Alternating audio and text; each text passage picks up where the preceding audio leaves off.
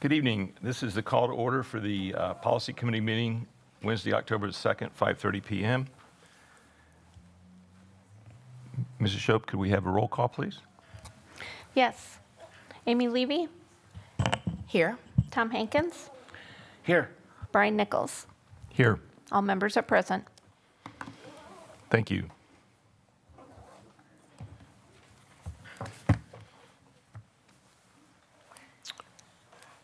So could I get approval for the agenda?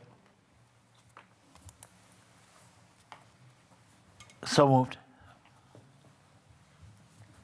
Second. Any discussion?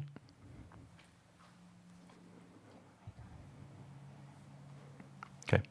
Mrs. Levy? Yes. Okay. So I have several concerns. Stick with me because it's a little nuanced. Okay.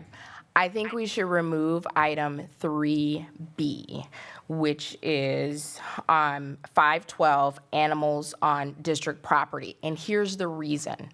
When I went back and looked at the meeting minutes from September 17th, regular board meeting that we approved last night, it says, and it's brief, so I'll just read it, Brian Nichols inquired about the policy definition for service animals compared to that of the ADA.gov.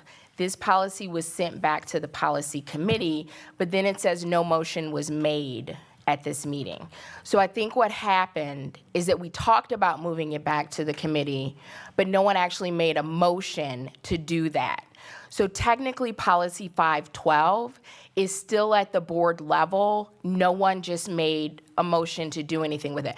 That is not the end of the world. The good news is policies 383 and 383.1 are noticed on tonight's agenda. So what I would recommend is we go ahead and recommend those for retirement and move that to the full board so it can meet up with policy 512 that's already there.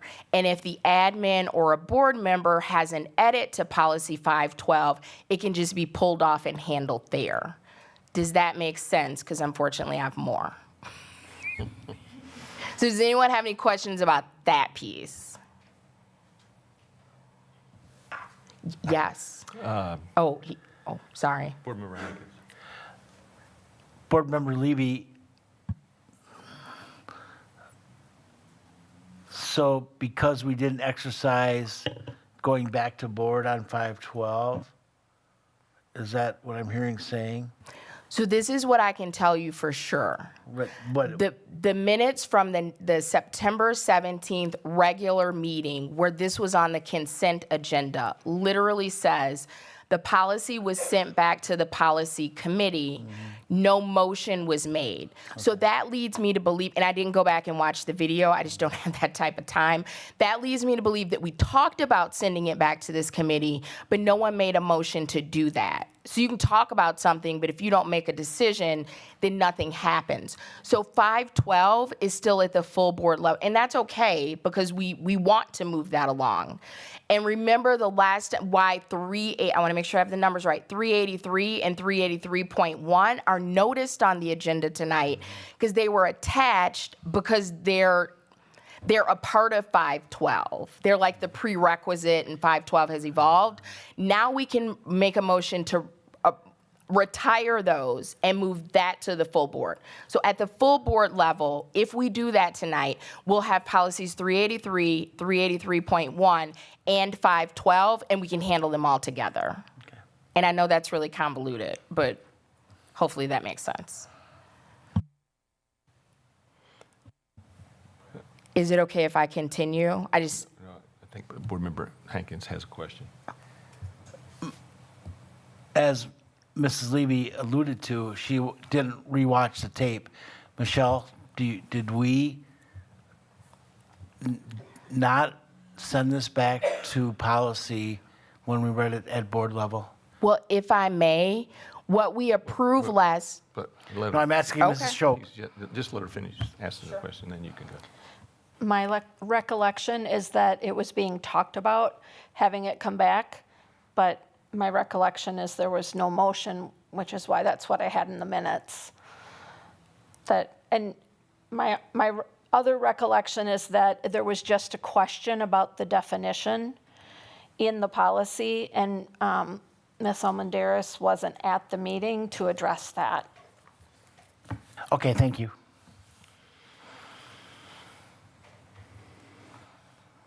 Okay, go ahead.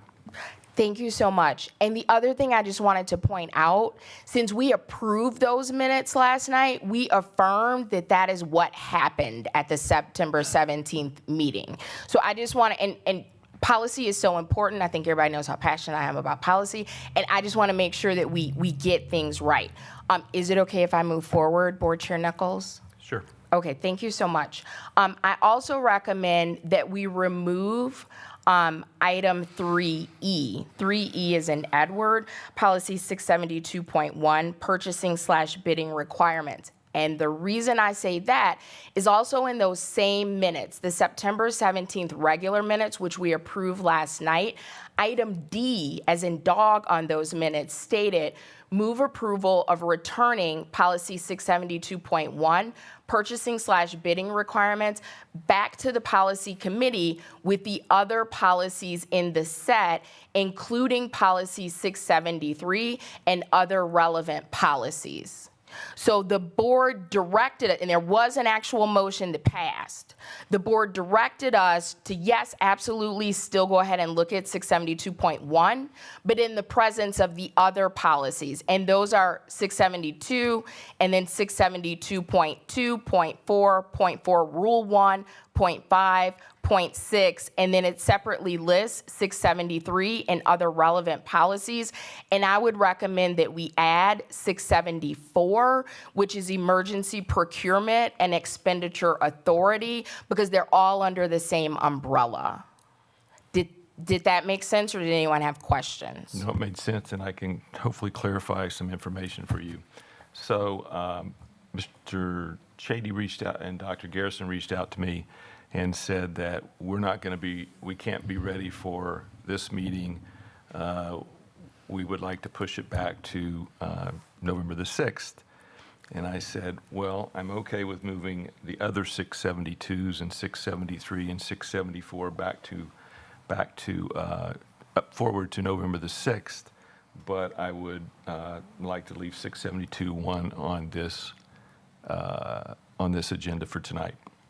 My only problem with that is that in the previous scenario, the board discussed it, but they didn't make a motion. In this scenario, the board did make a motion that passed. So the board has directed this committee to review 672.1 with those other policies. So if we did it without, we would be violating the direction of the board that we just approved last night in those minutes.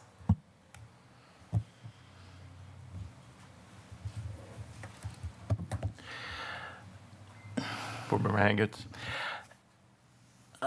Just a point of clarification, and again, I'm kind of lost out here a little bit. So 672.1, I thought that we said that we could move forward with at policy. It got kicked back to policy, and I think that's where we're at right now. Is it okay if I respond? Yes, Board Member Levy? Okay, the exact motion language was move approval of returning policy 672.1, purchasing/bidding requirements, back to the policy committee with the other policies in the policy set, including policy 673 and other relevant policies. So the full board gave us a very specific directive to review all of those policies together. So if we choose not to do that, like I'm not going to participate because I don't want to violate a directive from the full board. But I just wanted to bring that to everyone's attention that there was a motion and there was a vote and that motion carried. Could you read that language again? Absolutely, no problem. It says, and this again, if you want to read it for yourself, is in the minutes of the September 17th regular board meeting, which we approved last night, and this is item D. It says, move approval of returning policy 672.1, purchasing/bidding requirements back to the policy committee with the other policies in the set, including policy 673 and other relevant policies. And I'm suggesting that under that other relevant policies caveat, that we also add policy 674, which is emergency procurement and expenditure authority. Okay, so they have been sent back to the policy committee, and I just related the conversation that I had with Dr. Garrison and with Mr. Chady, and actually Mrs. Shope and I had a conversation about it also, and I made the decision to, again, I talked to Dr. Garrison about this, to leave this on the agenda for tonight and move the other items to November the 6th, and we will handle them then. No problem. I just won't be participating. And then there are two other things that I have questions about, if you'll indulge me. The first is this evening we're scheduled to review policy 345.6, graduation requirements, and 345.6, rules 1 through 3. And my concern is that, again, we're not reviewing policies as sets. And I'll explain why I believe that that could have an impact here. So we're not looking at policy, so let me back up a little bit. Part of the work of the policy committee is to review policies in set to make sure that they're all cohesive. That means they don't contradict each other, everything is aligned.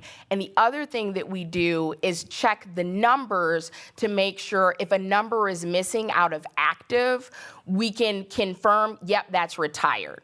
And hopefully that comment will make sense. So again, we're supposed to look at policies 345.6 and rules 1 through 3. For example, policy 345, which is the lead of that policy set, is not listed under active or retired policies. So if we review them in a set, part of that is finding out it's like a ghost policy.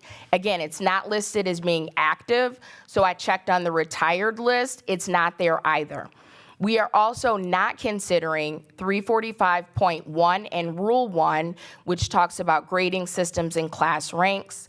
Also 345.2 and that rule, student progress reporting to parents, which I think is important, and then the guidelines for how that happens. 345.4, promotion and retention, the rule of that. 345.5, honor roll. 345.61, which covers graduation exercises, and just two more. This is lengthy. 345.62 and 345.63, again, they're not listed as active or retirement.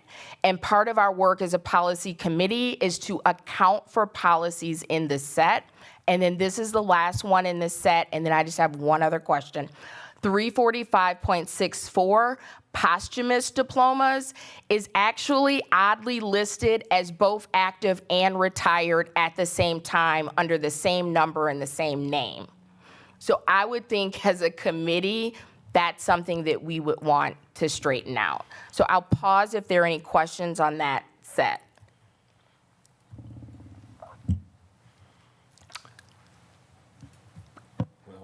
While we're on the subject, thank you for bringing it up. Actually, Mrs. Mortek, I had a question for you since we're in the field. Has this thought been presented to the TLE committee?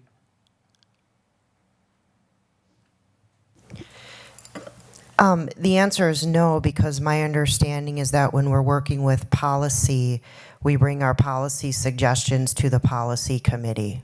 I've never, since in the 4 years I've been here, brought a policy change to the TLE committee. Well, I guess I beg to differ. I think that you're making a change. You're making a change not only in policy, but you're making a change in quite frankly, in the entire educational thing at the high school. And I believe that should go to the TLE committee for discussion before moving it forward to the policy committee. So for clarification, Dr. Garrison, the cadence is that we can move from one committee, go to another committee. In my experience, we don't have one committee recommend to another committee and then recommend to a board. We go to the committee that handles that work. And this is a policy change, so I felt it appropriate to go to the policy committee. Correct. So I can speak for the administration. Thank you for the addressing, Mrs. Mortek. The way that this has been brought is the way that I always look at precedent, and that's kind of what has happened. We brought this to committee, and we brought this to the policy committee.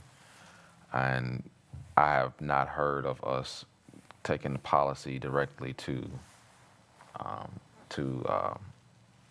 TLE committee and then bringing it to the policy committee. So I only worked from the aspect of what we have practiced since I've been here, and I didn't know that would be something that the policy committee would want. Otherwise, I could have brought that same conversation back to TLE and before we moved in this type of direction. I would only add, because, for example, in the 672.1 purchasing and bidding requirements, that is in the category of finance and the way in which policies are organized, and that did not go to the finance committee and then recommend that to the policy committee, and that is actually quite a change. And so I guess I don't see the coherence here in this suggestion. If I were on the TLE committee, I would want to see that first. I think that the main thing that you're changing, you want to change, is the graduation requirements, correct? Correct. Okay, so to me, Actually, for clarification, that is incorrect. We are really trying to align with state expectations that DPI has recently put out. So along with aligning with state requirements, which is the first bullet in the presentation, the second bullet is to think about how to align with high-performing school districts. We did a sampling of districts across the state, and we are far out of alignment. And so with that, there's also a recommendation to dial back the number of credits. The recommendation for credits by the state is 8.5, and we're at 10. And so and I hear what you're saying, this is really a policy change, and the teaching and learning pieces come after that. We have policy that leads our work. And so to me, it wouldn't make sense to discuss the work in a committee level. We would start at policy, and then that's what we're aspiring to be, and how we're meeting those things in that policy is worked out through TLE and updates in TLE. So another example of that is based on the state transitions. In the future, we can use and identify as a district and board approved potential CTE courses that would satisfy a math credit. We are not going to do that in the TLE committee work in hopes that we then someday down the road create a policy. We're going to create the policy and be in alignment with the Department of Public Instruction, and then do the work that we need to do through TLE committee to meet those requirements in an aspirational way. To answer your question, Mr. Nichols, directly, yes, there would be a credit reduction, and I appreciate Mrs. Mortek's detailed explanation as pertains to looking at from a state perspective to what we would bring back to the policy committee to be in line with what the state is also requiring. And so to answer your question directly, yes, it is a reduction in overall credit conversation, but it's also detailed as she just explained. I'm sorry, as Mrs. Mortek just explained. I understand. Well, I just feel like because you're talking about the DPI, but we also need to talk, I feel like we need to talk about our brothers and sisters at the other schools in Rock County. And the majority is at 26 or 26 or over 26. That's incorrect. No, If- well, let me give you what I have. Okay. So we're at 26. Point of order. Can I remind the committee you're still on approval of the agenda? You haven't gotten know. to this topic yet? I know, yeah, okay.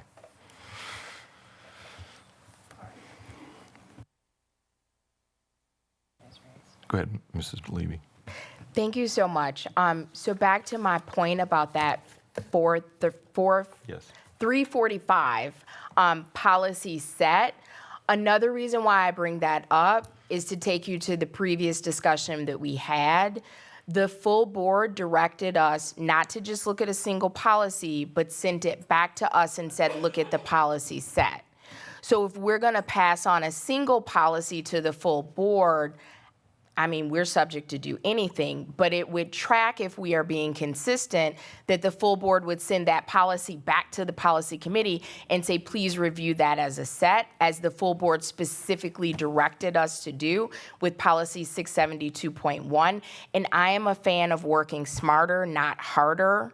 So I would rather just look at it once here instead of looking at it and then getting it kicked back, and then we're in the same position. And then I do have one other, but I just wanted to pause because I recognize this is a lot of information and see if anyone has any questions about that. All right, and then the final point that I have is policy 532.4, professional staff suspension. It's the same issue. We're not looking at it as a set, and in not doing that, we miss our opportunity to clean up that policy set. For example, 532.4, professional staff suspension, is noticed for us to review this evening. But what is not noticed is the policy that leads off that set, 532. And side note, that policy, professional educator contracts, is listed as both active and retired at the same time. The same thing is true for 532.21, reimbursement for damages for personal property. It's active and retired under the same name and the same number. We are able to provide an update on 532.3. It's retired. That means that that part of the system worked. Same thing for 532.3 Rule 1. It is retired, but 532.41 and 532.41 Rule 1 are a part of that set, and we're also not reviewing it.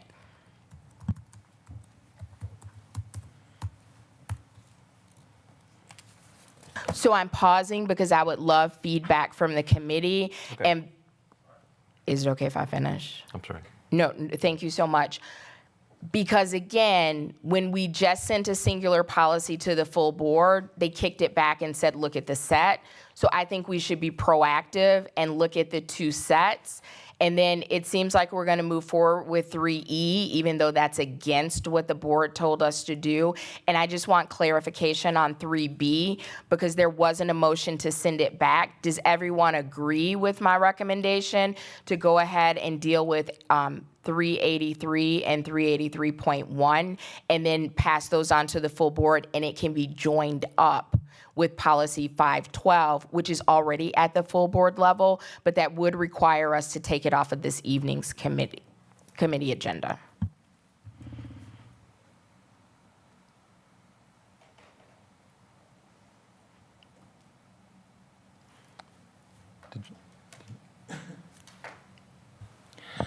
I just want to go back to the graduation credits. No, And what I, Point of order, Mr. Hanson. Sorry. We're talking about the 512, 383, 383.1. So did you have questions on that? We can go back to the other in a minute. Okay.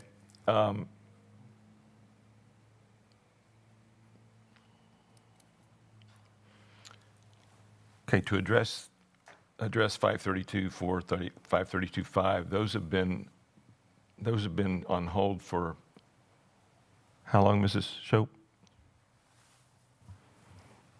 I would say at least 2 months, if not 3.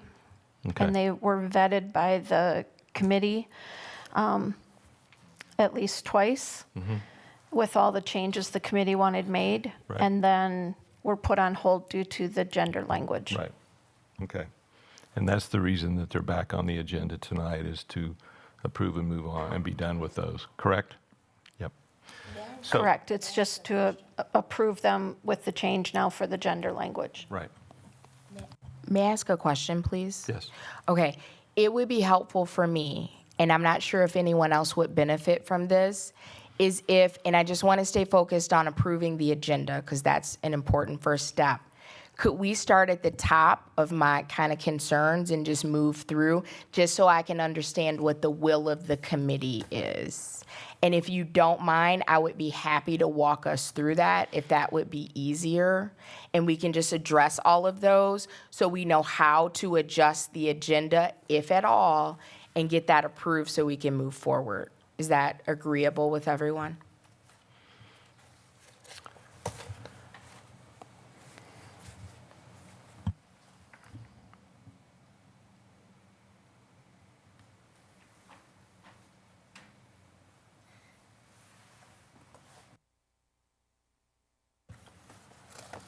Okay, well,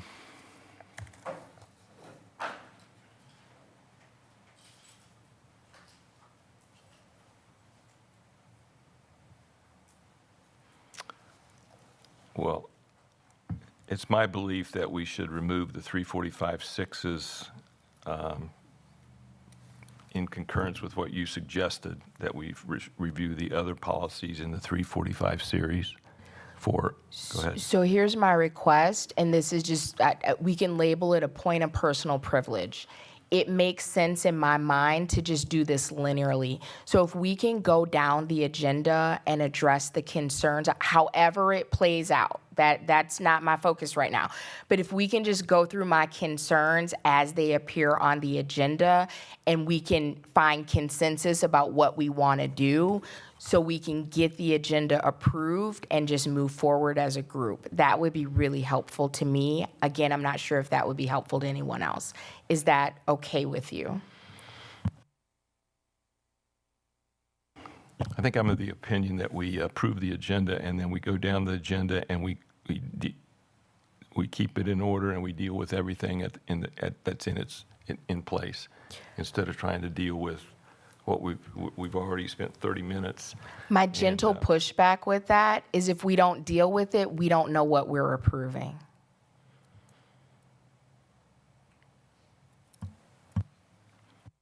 We're approving the agenda, and then as we get to each item, we will handle it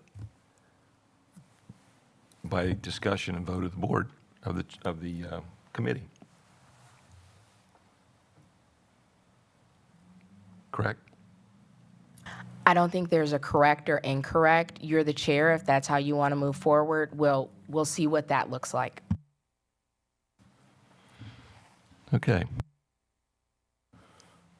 So we had a first and a second on the agenda, correct? Okay. Okay. All those in favor say aye. Aye. Aye. Nays? I oppose, nay. Okay. All right.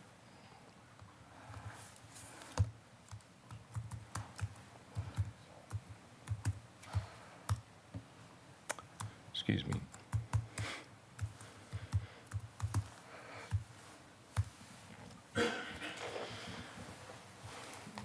Okay. Next item is the approval of the minutes. Can I get an approval for the approval of the minutes from September the 4th? So moved. Second. Is there any discussion? All those in favor say aye. Aye. Aye.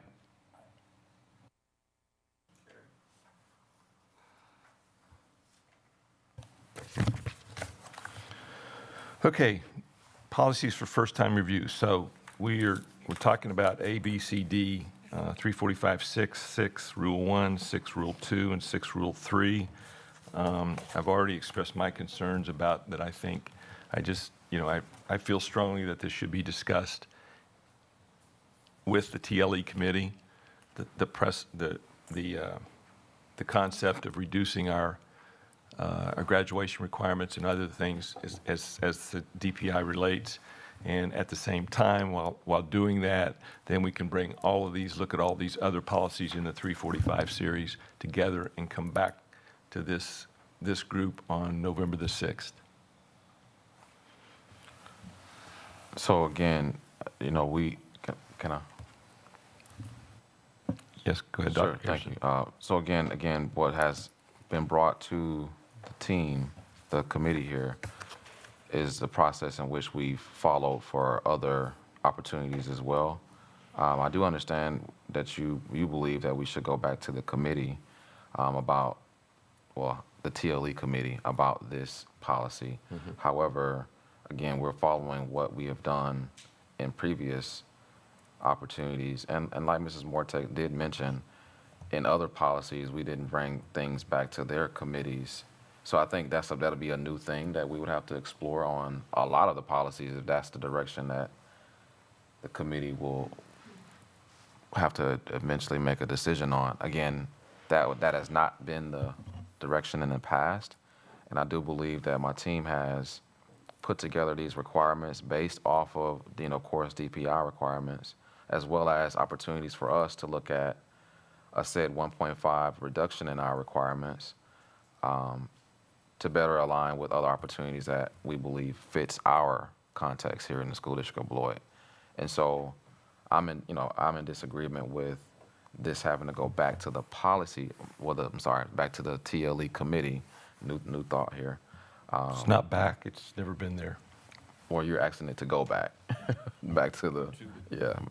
And so, like I said, I believe we have something that we would love to present to the committee to the policy committee for consideration.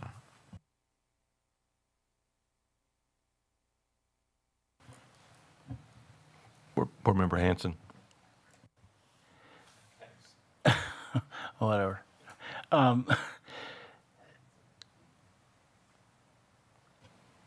As I looked at this, and I'm not sure, I do agree with the going back to TLE. I don't know if I think it'd be redundant to go from TLE back to policy, back to the full board. I do agree in reading over what the TLE is about and what they're for. I think it should go there and start there and then go to the board. My question to Mrs. Mortek and admin is what's the motivation for lowering our standards for graduation?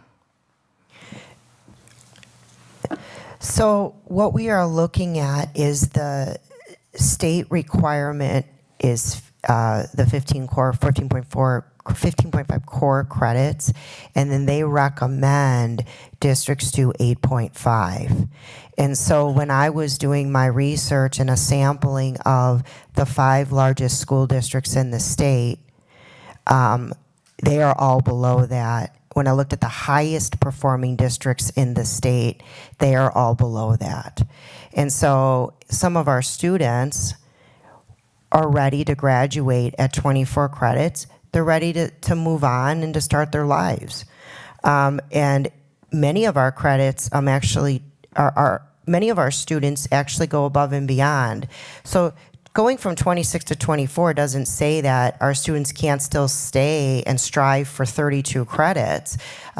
Tony Bosco did a average poll on that, and on an average, our students earn 29 credits, I think it was. Is that correct, Tony? So again, this is thinking about students. For example, I was up at the automotive, and we have students that have earned their certifications and they're ready to go work. And I think that we should allow that. I was actually an early graduate. I graduated in January as a senior because I was ready. I worked full-time the January semester to spring and all of summer because I put myself through college. When I spoke to the student board representative, she thought that this was a great idea. She had referenced one of our, in Mr. Nichols' words, brothers and sisters districts. She referenced one and she said, I came from that one and they were 24, and I was surprised that when I came here it had to be 26. And so the other thing to understand is we have to think about expectations and how we define expectations. And that was part of the presentation that I had planned to talk about, because I most certainly don't think the highest performing districts in the state, some of the most affluent districts in the state, have lower expectations for their kids. Yet they're looking at 23, 24 credits. I certainly don't think Madison Public School System has lower expectations for their students, and they require 22 credits for graduation. So I think we have to consider all of the students that we educate and all of the career paths and opportunities that they're looking at beyond high school and poising them to move on. Thank you, and I do understand everything you just said. And I assume that you and Mr. Bosco and all the people in this room were overachievers and did well in graduating early. And That's actually not the case in mine. Well, Not to be personal, Okay. but that wasn't the case in my situation. I found myself later on in life and have been, as I would say, successful in earning lots of degrees and so forth. But in high school, I was not that student, and I was given an opportunity to graduate early, which was a smart choice. And I'm very thankful for the school counselor that found me and made that suggestion. And I appreciate that. I really do.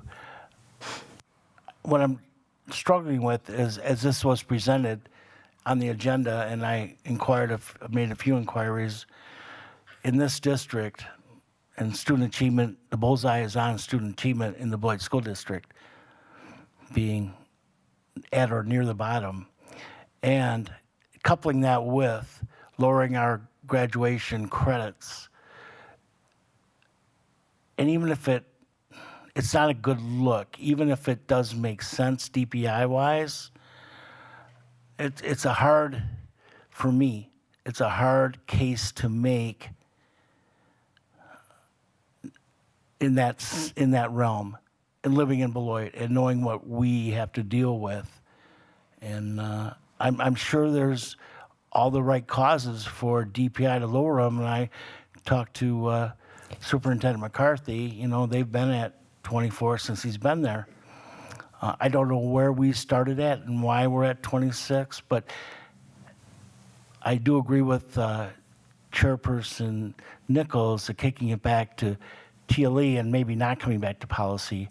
I'm not sure of how that all, the cadence of how this works, but I do agree that it needs to be discussed further on why, the motivation of the district to want to lower that to 24 when we're at 26. Not in this forum, at a different forum. Thank you. Board Member Levy?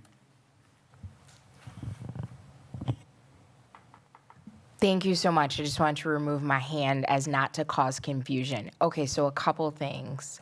One, I don't believe we should review this evening because I think it's prudent to review it in the policy set. I'll leave it there.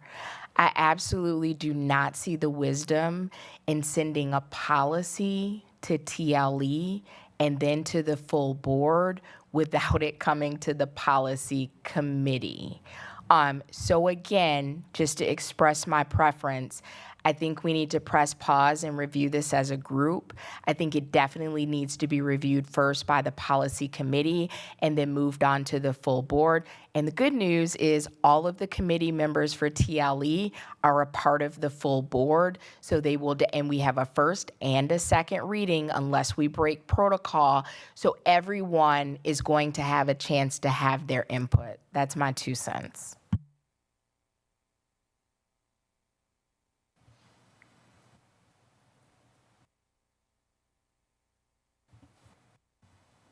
Thank you, Board Member Levy. Dr. Garrison? And again, I just go back to our hopes is that, people talk about, and I heard you make this statement, Mr. Hankins, that, we're at the lowest or, one of the lowest. And I have to just, kindly say to the board and the community that may hear this, that we are not that conversation. We are doing better here in the school district of Beloit. We are making the achievement gains that we know we're making, according to the state report card. We will see the necessary increases that everyone wants to see. The metrics that the DPI uses, this is the metrics that DPI uses. And it's our responsibility to keep climbing up that number, no matter where that number is. Okay, and I just want to make sure that we, keep using the correct language about who we are as a school district, because to continue the narrative around what we are not, because we're not the lowest, we're not the worst, we're not the bottom of whatever people want to use in that conversation. DPI doesn't, and I've said this before, DPI doesn't have a list saying you're the worst. They don't. They never have. And I think somewhere that came from, and we've used it here in Beloit. And it's just time for us to start talking differently about where we are. What we are doing is getting better. What we are doing is showing growth.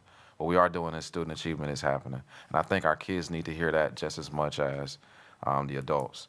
But going really back to, and again, that's the, that's the kindness and political way I could actually say it. But I also wanted to make sure that, we start really emphasizing kind of where we're going, besides where we possibly have been. The policy, as it states, and I'm just want to get direction clear. Are we going to hear the presentation? Are we not going to hear the presentation? Are we going to move these things forward? Because again, that's kind of why we're here tonight, right? But I also want to make sure I get direction of what you all want, to move forward in this conversation. Because otherwise, we have spent quite some time on this conversation. I just want to make sure I got the right direction as a committee. So, okay, questions. Board Member Levy, your recommendation is to not move this forward tonight? Yes, because I want to see this with a set, Right. but I do not believe it should go to TLE. I think it should come back to policy. We hear the presentation, Okay. we review it as a set. Thank you. Board Member Hankins? Well, then, why don't we do it now? We're all here. May I respond? Thank you so much for the opportunity. In my opinion, just one of three. The policies in the policy set, so we can do it cohesively, are not noticed. So we can listen to the presentation, but we can't do anything with those related policies because they're not noticed. Does that make sense? Thank you. Chairman Nichols, does one affect the other then in the set? In your humble opinion? Well, great question.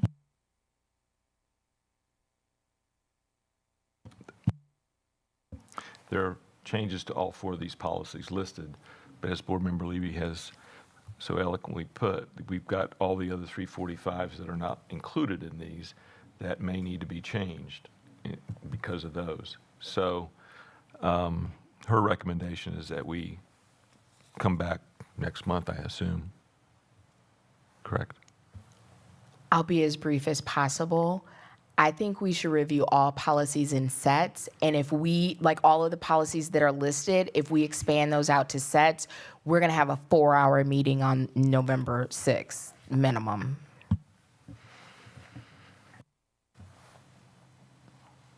Dr. Garrison? And I think that's the hard part about, looking at all policies in sets. I mean, I think sometimes there's a necessary need for the policies to come back in sets.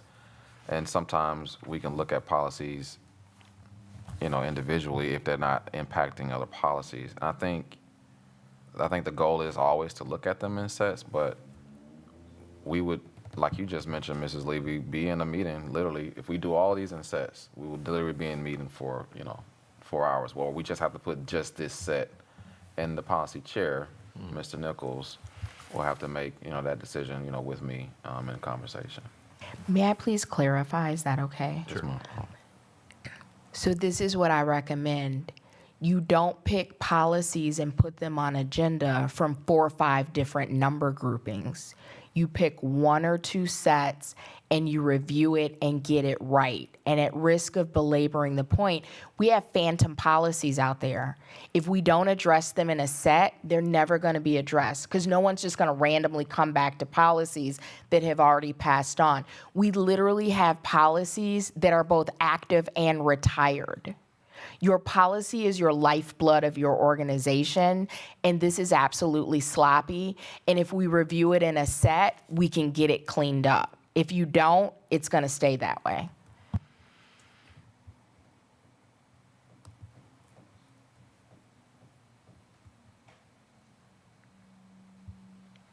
Would you, okay.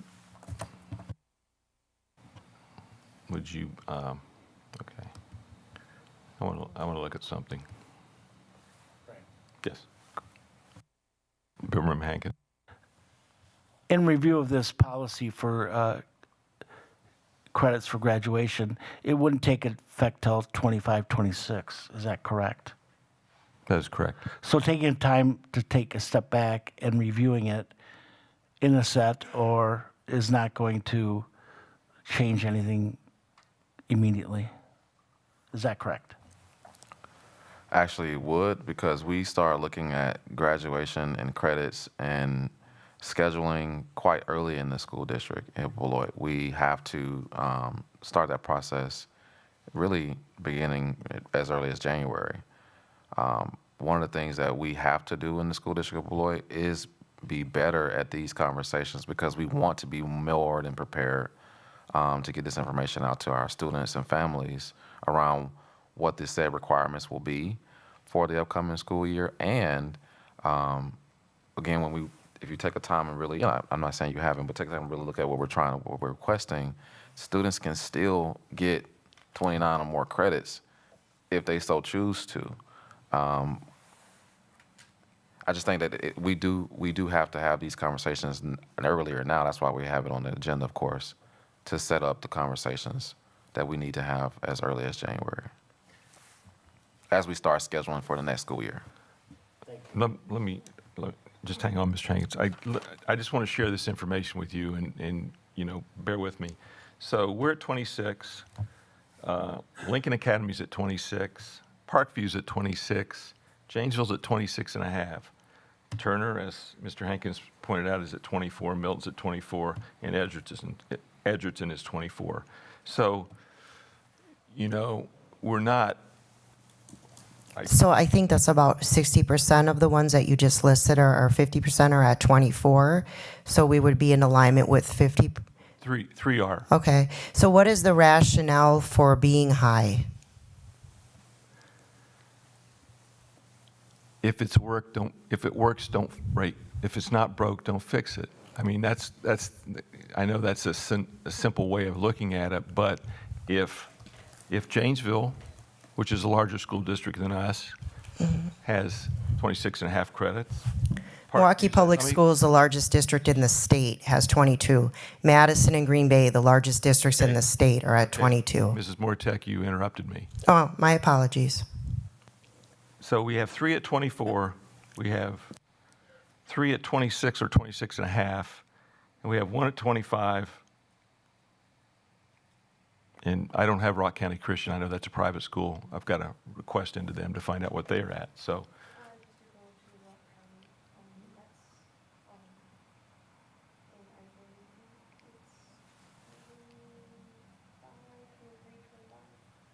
okay. So, anyway, that's just I don't. Mrs. Mortek, that's where I'm coming from. I kind of agree with Board Member Hankins. Why would we reduce our requirement? Regardless of what the DPI recommends, when did they recommend it? I'll have to look up the state statute. I'm quite certain it's been 8.5 electives for quite some time. Okay, but we've been at 26 for quite some time, and our graduation. I would suggest that we would like to improve our graduation rates and allowing students that are at 24 credits and to move on is an option for those students, as it is for many other school districts across the state. We are an exception in Rock County, and maybe we can be leaders in thinking about that, like our other leaders that are at 24 credits as well. Not to rush you, but my hand is raised. Oh, I'm sorry. I'm sorry. No, here to help. Okay, so my previous concern still stands. What I just want to clarify is that I trust the wisdom and the expertise of our district leadership, and I am not of the belief that more means better. Quick example. I could have 17 Snicker bars for dinner. That doesn't mean I had a better meal than if I had a protein, a grain, a vegetable, etc.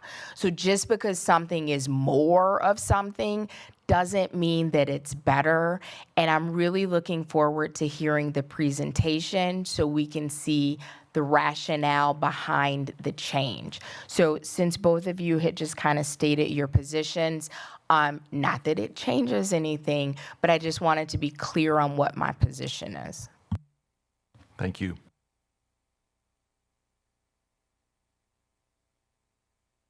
Board Member Hankins. Is there any analysis of looking to our neighbors to the north, being at 24, students that open and roll out, is that part of their consideration? And I understand, and I know nobody wants to talk about it, students equal dollars, and we want to keep them in place. I don't think that's the motivation of admin bringing this forward, is to keep more students in place. I would hope not. It's for the overall experience it's going to have in the Boyd School District.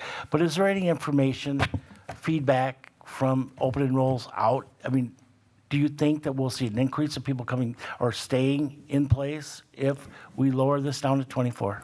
I have not followed up with students and asked them why they open and rolled out, if that was for credits. But in the couple conversations that I've had with some of the students from the high school, one being our board rep, she noted that where she came from, it was 24, and she found it interesting that it was 26. And she said that in a way that she was in favor of going to 24. That is certainly something that I could look into more. I would imagine that we might see some students that do come back to the district with the idea of being 24 credits, but I can't make that assumption, of course. I would note, though, that to me, it's not necessarily a lowering of expectations. It's really being student-centered, and I'm more concerned about what's best for students than I am about optics. Thank you for that. I do, as an underachiever, know that I would, in school, I probably looked at, okay, I can only have to have 24 credits to graduate. I would have looked at it that way, not the overachiever who thought, yes, I can graduate with 24, but I can get up to 30 or whatever the number is. So I think we have to balance it both ways. And that's just my personal opinion. And there is a happy medium in there somewhere. I also like the thought when you said that we could be a leader. We could also be a leader in staying at 26 and having a higher standard. And maybe that's what Bullard Memorial and our district needs to be. Thank you.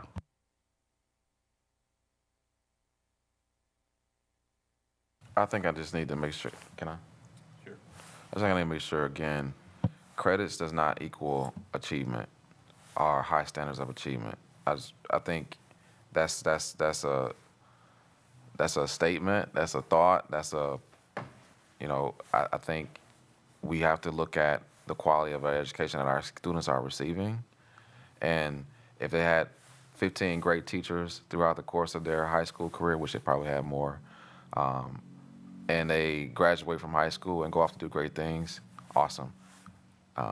Career college, and of course we say career college and community ready here in the school district of Beloit, and that's what we hope. And so I think when we start thinking about a credit perspective and linking that to achievement, we miss the point of, again, every day a student is achievement, every class that students take is achievement, and if it was tied to a number or not, there's an opportunity for students to learn. So I really would hope that we look at that thought just a little bit different, because again, credits does not necessarily mean achievement. Just like saying if I'm poor at spelling doesn't have any connection to me being intelligent.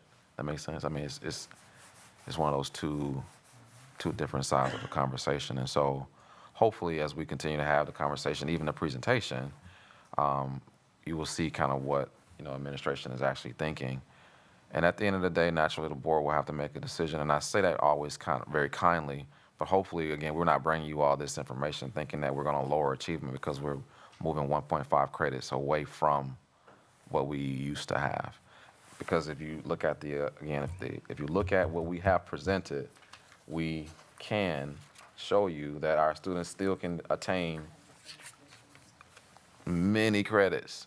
And if the said number is 24 and they graduate and they go off to be great, awesome. They graduate with 25, great, awesome. They graduate with 26, great, awesome.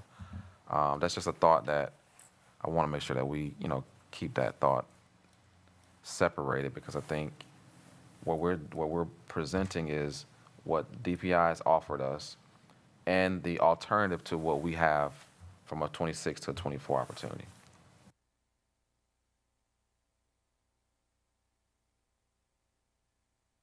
Go ahead, Mrs. Levy.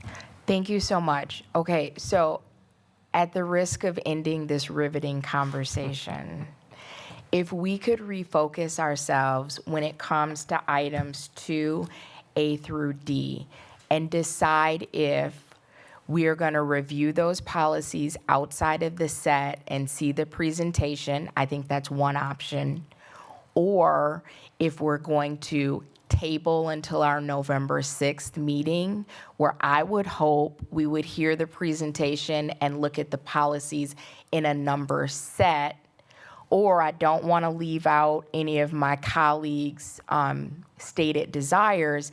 It seems like option 3 would be to send this to TLE and then go to the full board without coming to policy, which, just to reiterate, I don't think is a good idea. But if we could just pick one of those 3 options so we can move forward, that would be really helpful, just for me, maybe. Thank you. Board Member Lee. Board Member Hankins? Yes, I want to just go back to Dr. Garrison. And what was the constraint on setting these, if we did change back down or went from 26 to 24? When does that need to happen? I know there was a time constraint you were talking about. Well, we would typically, that's why we're bringing it now for the first reading and the second reading. So that's why October makes sense now for the possible second reading, November. And then we're off to the races, with the conversations in December, more conversations in January. So, pushing it back a month, yes, that's November and December now, because we still have to do at least two conversations here at this level. And so that just puts us in that time frame. And so unless my administrative team has any different thoughts, that's my thoughts as it pertains to why we're bringing it now. No, you're absolutely on point. We start the process for master scheduling for next year within the month. And that also affects staffing. So this is kind of folded into that. There's a lot of things that go into master scheduling, obviously, and then working with counselors to plan courses, to plan for graduation. And then in addition, besides just the credit piece, there are a lot of other updates that are in here. For example, the way in which we're selecting courses to meet those core requirements that would inform the master scheduling for the 25-26 school year. Some of which affect hiring, like the licensure for hiring. And then my colleagues here are adding that those decisions also affect the hiring of staff for licensures, because you have to have specific licensures to teach certain courses. Well, thank you. So, but I go back to, it doesn't affect 24, 25, this decision. That is correct.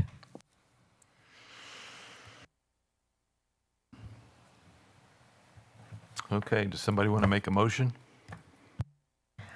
I move that we table the discussion on policy 345.6 and 345.6 rules 1 through 3 to our November 6th meeting, where we can hear the presentation and review all of the policies in the 345 set, starting with policy 345 and ending with 345.61.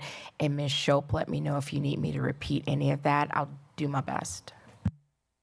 Yes, please repeat that. All right, you tell me when to pause, okay?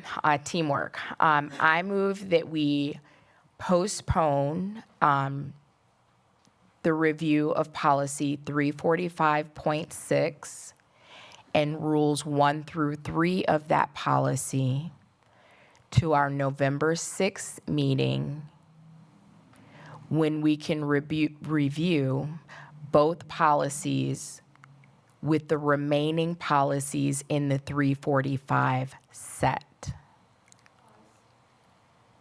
No, that was it.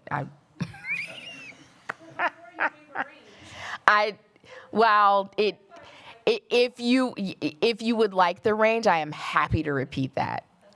Okay, thank you. Well, now you got me. Including policies 345 through 345.61. You're the best. Thank you. Is there a second? Second. I hate to ask the question, any discussion? Okay. All those in favor say aye. Aye. Aye. Aye. Motion carried.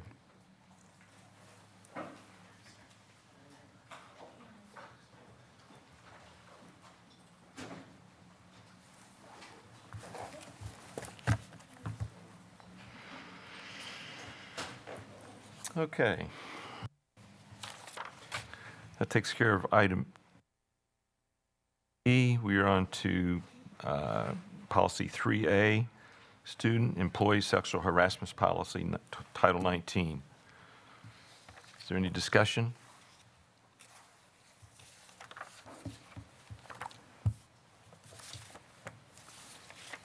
Board Member Levy. Thank you so much. If memory is serving me correctly, I think one of the reasons why we postponed this meeting is today, is that you said you weren't comfortable with it. Have Okay. your concerns been resolved? They have, and that's why it's on the agenda. Oh, well, thank you so much for that clarification. I just wanted to double check. And just in the spirit of transparency, can you explain to us what your concerns were and how those were resolved? I just had a couple of questions, and I ran it by. And at the risk of prying, I think it's important to know how the policies have been impacted or edited. So would you mind elaborating? It's not edited. Thank you so much. Any other discussion about the policy 113? Any changes, additions? Okay. Could I have a motion to approve policy 113? So move. Oh, go right ahead. I move that we approve. Is there a second? Second. Any discussion? All those in favor say aye. Aye. Aye. Aye. Motion carried, 3-0.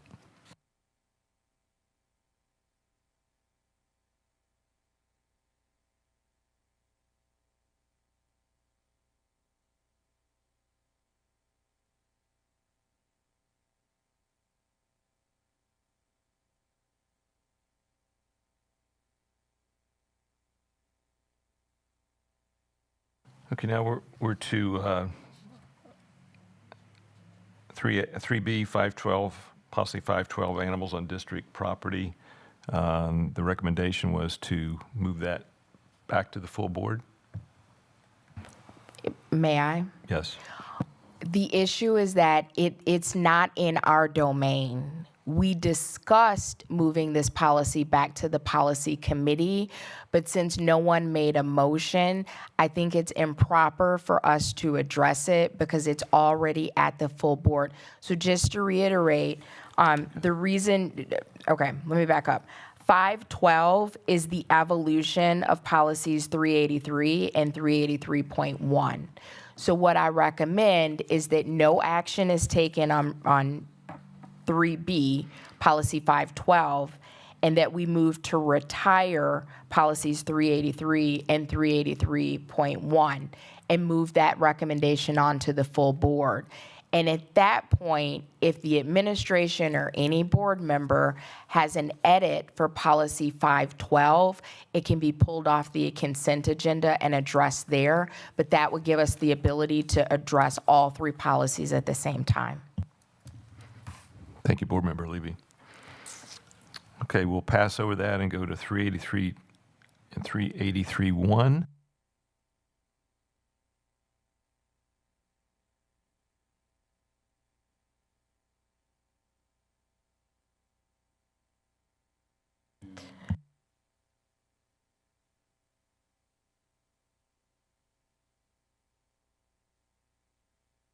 I'm sorry. Could I get a motion to retire 383 and 383-1? So moved. Second. Any discussion? Hearing none. All those in favor say aye. Aye. Aye. Aye. Motion carried.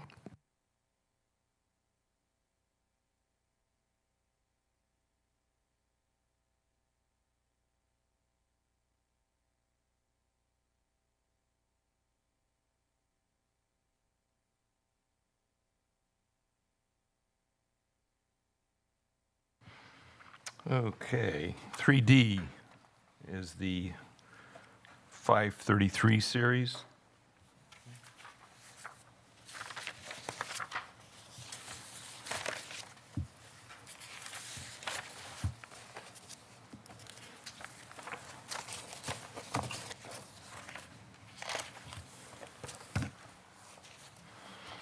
Is there any discussion?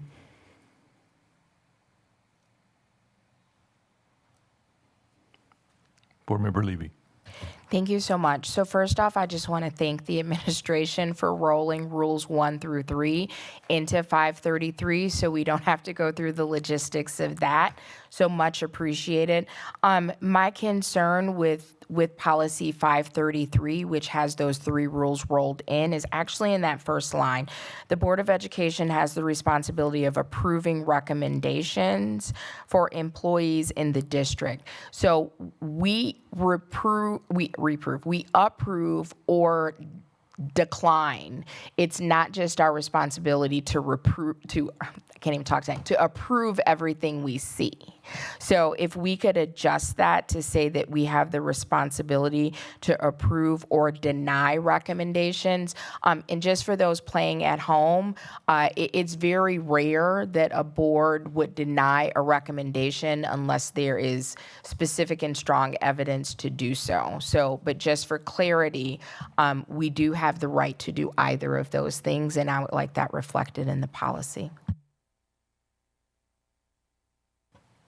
Thank you, Board Member Levy. Any other discussion?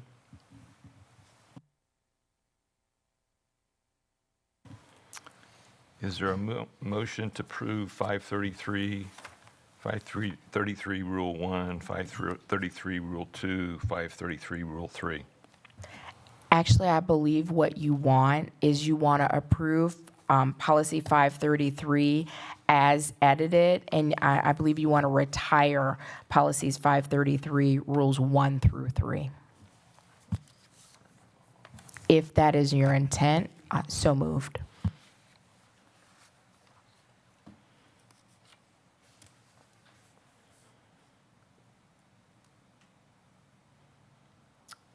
Does that make sense? Okay. Is there a I'll second. If that's your intent.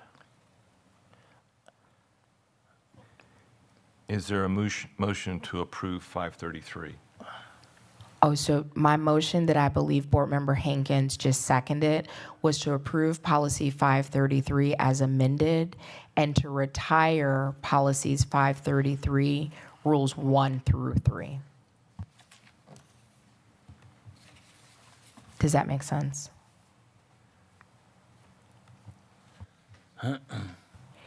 Okay, so I would rather be over clear than there be confusion. So what the administration did that I thanked them for when I started is they rolled 533 rules 1 through 3 into the main policy. So that's included in the edits of 533. So all of the content is taken care of. But that still leaves 533 rules 1 through 3. Since that content has been shifted, we just need to retire those. Does anyone have a question about that? Thank you.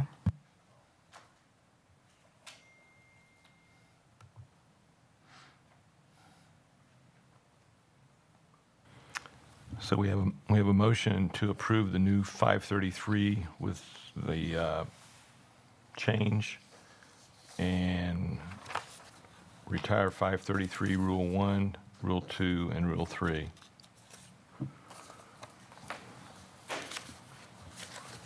Any additional discussion?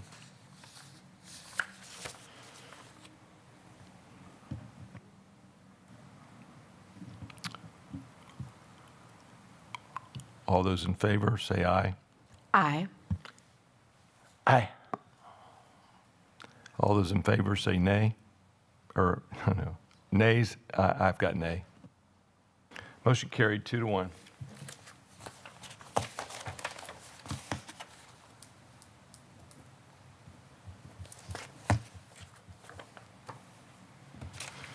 Okay, next we're on to 3E 672.1 purchasing bidding requirements. Is there any discussion?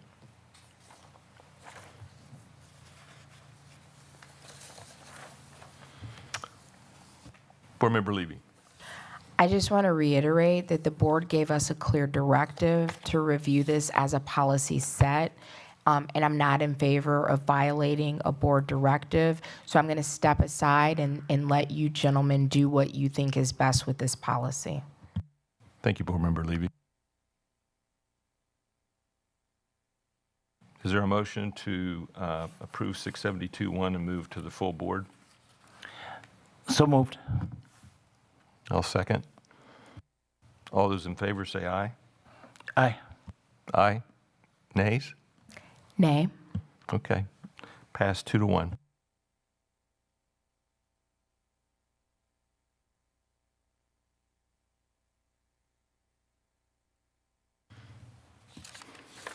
Okay, the next items on the agenda, policies on hold for gender inclusive language.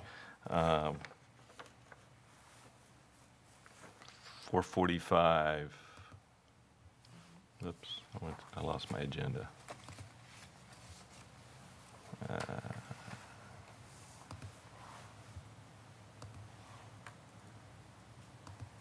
Sorry about that.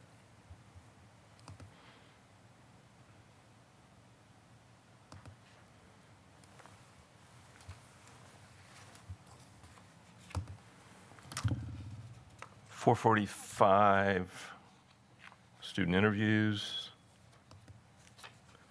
and 445 Rule 1 is a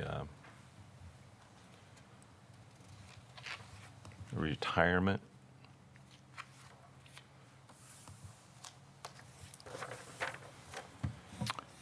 Any discussion?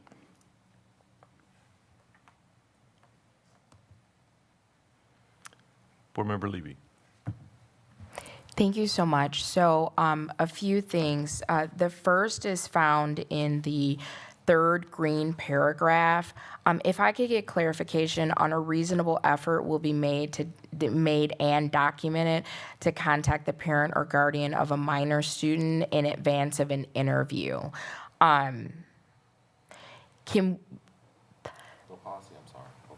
Oh, no problem. Policy 445, student interviews. And is that, your position, whether it's an interview with an administration or interview with an outside agency. If you could just provide clarity around that, that would be helpful. Let me get your question one more time, please. Yeah, no problem. So again, I'm on policy 445, student interviews, and so let me just back up. I'm assuming since no specificity is given, it's the same process no matter who is interviewing the student. If that's the police, if that's CPS, if that's some other outside agency, or an administrator. So could we just start there? Is it the same process for all? Yes, it is. I mean, we do try to contact parents when we need to. One of the hardest things that we have to do in these conversations is that there's always some sensitive things happening, and so specific situations require specific responses, to be honest with you. So it is our reasonable effort to make contact with a parent or guardian of a minor student. Okay, well, let me back up to the previous paragraph. It says law enforcement and child protective services personnel may interview students at school during the school day at the request of or with authorization from the building principal or designee. Where is the parental involvement in that? So sometimes there are such specific situations in which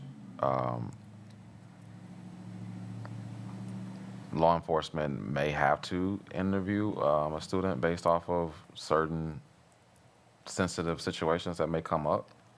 So, again, each situation is different. So I think this gives us that broad protection, not necessarily specific to your question. So that makes me nervous. Like, I would like that more narrowly defined, and this might be a legal issue. So I just want us to be mindful of that. Like, that, what you just said makes sense to me if, like, there is someone's life is endangered, or if you believe the child is being harmed, and so law enforcement needs to interview the child, and if you think the parent is doing it, you wouldn't necessarily ask the parent. But absent those two scenarios, I can't think of a situation where our policy should read that the building administrator can authorize law enforcement to talk to someone's child and the parent is not involved in that loop. And then later it says every effort will be, or no, I want to make sure, a reasonable effort will be made. That makes me uncomfortable.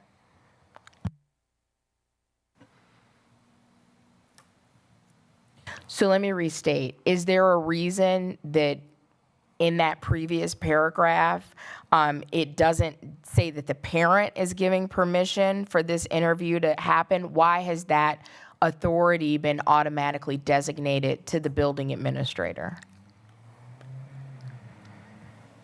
Again, sure. Oh, I'm sorry. I think she's asking you that question. Yeah. Again, it says the Board of Education encourages school administrators and district staff to work in close cooperation with law enforcement, social workers, and other outside agencies, personnel for safety and well-being of students and staff. So to me, we have to work with other agencies, especially when it gets to more sensitive situations where Child Protective Services may be involved. We may not call, again, I understand what you're asking, Mrs. Levy. It's kind of hard to dictate every said situation in this policy unless we move paragraph 3 up. This might help. Okay, let's see if this will provide clarity.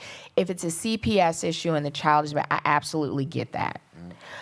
But if no one's life is in danger, I don't want law enforcement or anyone else interviewing my child, and I definitely don't want to advocate my authority to approve that to a district or to a building administrator.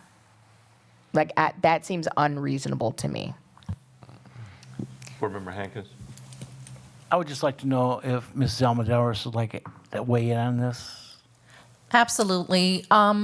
In some of the investigations that I've conducted since I've been here, there are some time-sensitive situations where the parents cannot be reached, a number is disconnected, and it is of the essence that police speak with a child in relation to an incident that could determine next steps.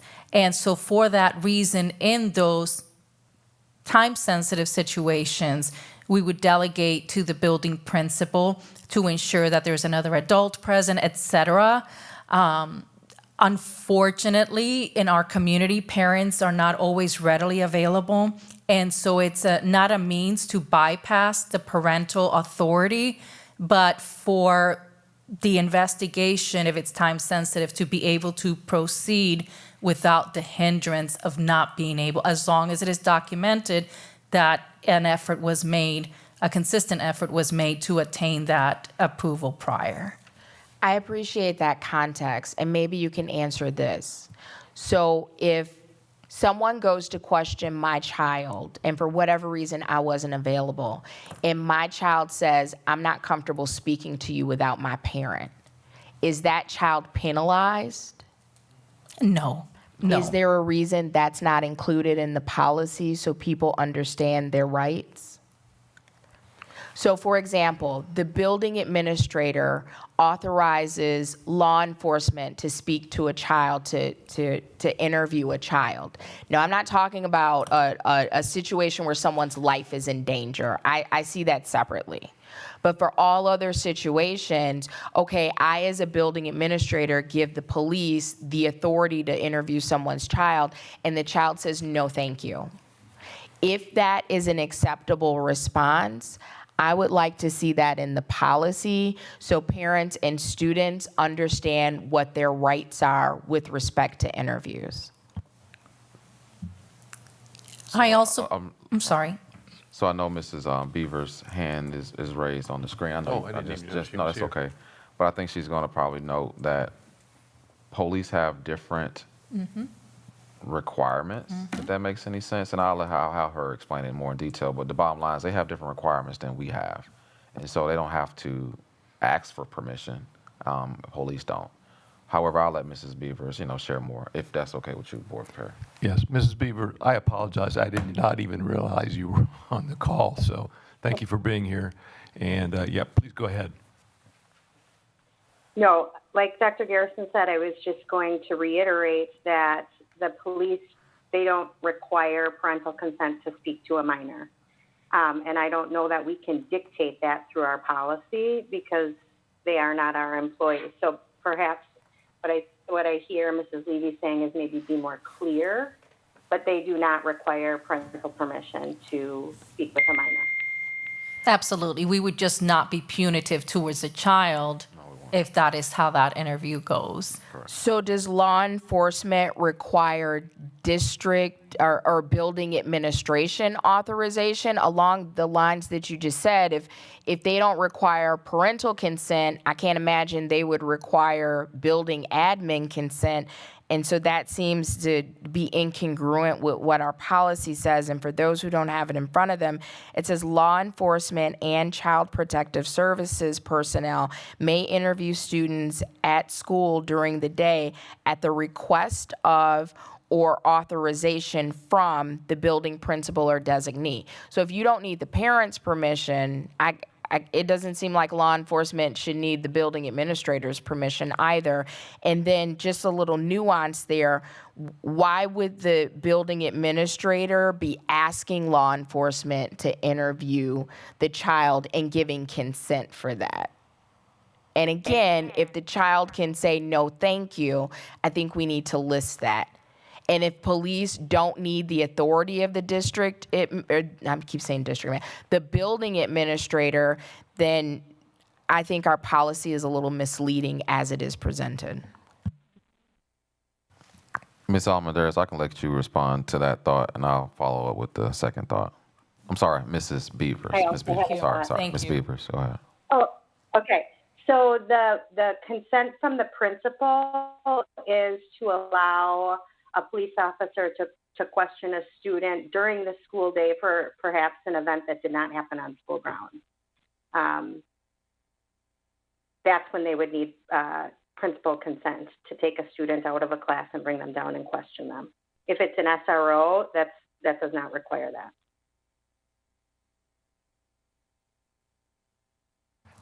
May I? Go right ahead. Thank you so much. So, okay, good. Stay with me, Ms. Beavers.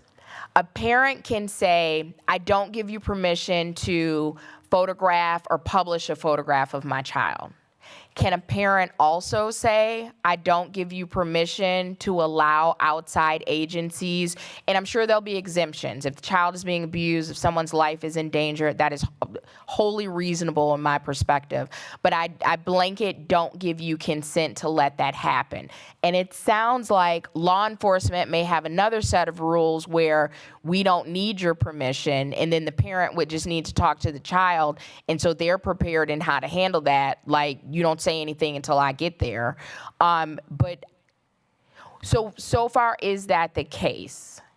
And if yes, I think that should be reflected in our policy. And if the child has the ability to say no thank you to the admin, I would like to see that listed, and then families can make their own judgments about how they participate.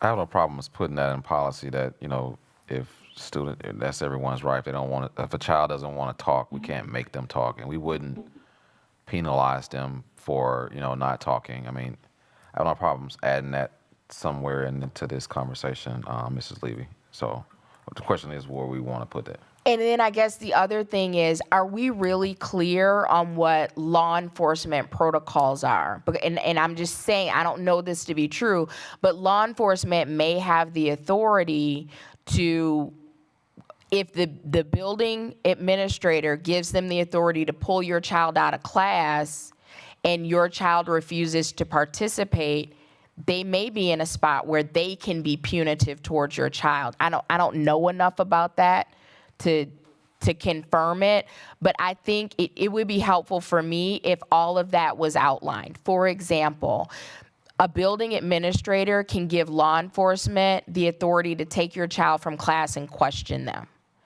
At that point, your child either must comply with law enforcement or deal with whatever their consequences are, or your child has the right to say, I'm not saying anything till I see a parent or whatever happens. Like, however that plays out, I feel like it's our responsibility to inform our parents and our students and our community of this is what that looks like. And I get we can't navigate every scenario, but like the processes, if we could outline that, I think that would be prudent. Okay. So I'm a little stuck here. So the next paragraph says a reasonable effort will be made and documented to contact the parent or guardian of a minor student in advance of the interview. So how is that? So we're going to contact the parent or guardian, and if we don't get an answer, then then the interview will continue with the police or Child Protective Service, whatever the issue is. Correct? Correct, Mrs. Beavers and or Mrs. Beavers? Correct? Yes. Okay. So how does that not fit your request for the parents? Okay, so if I understood you correctly, if I know that Johnny needs to talk to law enforcement, then I can make appropriate steps to contact a parent and see if that's okay. And I may or may not reach the parent. But I would assume in the normal course of business in schools, you may not have that advance notice. And so law enforcement shows up at the school and says, we want to speak to Johnny. According to this policy, the building administrator has the right to give the authority to pull Johnny out of class. So I just need to understand what are the scenarios after that? Because either Johnny is going to cooperate or Johnny's not.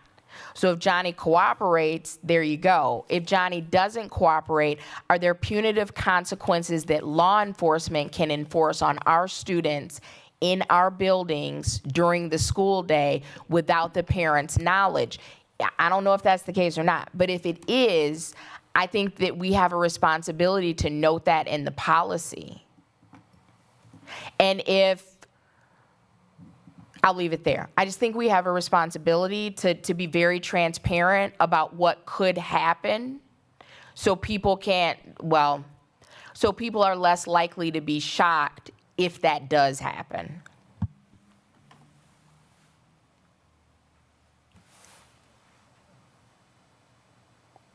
I have a suggestion, sorry. Go ahead, Dr. Garrison. I think that one of the greatest things that we know, our partnership with the SROs and the police department has been strong since I've been here, and I believe a reasonable opportunity in this policy would be to move paragraph 3 up to right after paragraph 1.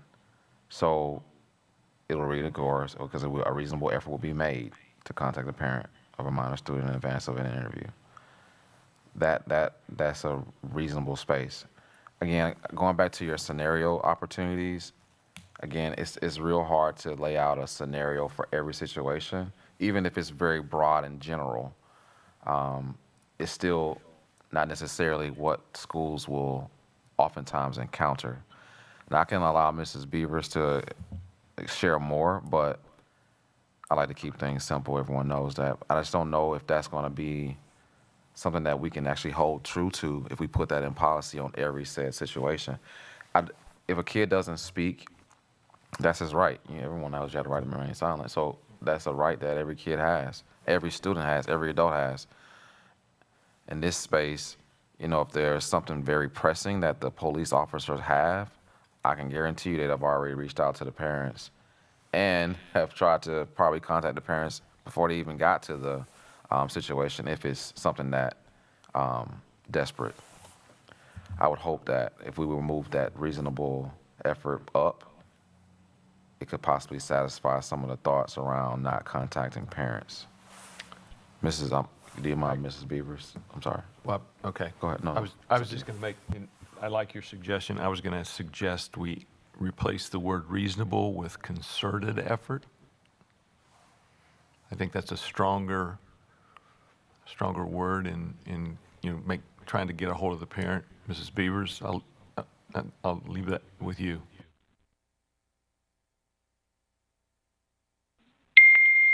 I mean, I don't have strong feelings one way or the other about that. We have no control when the police come in.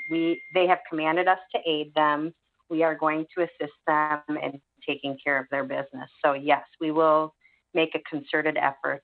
But I don't have feelings one way or the other about that language.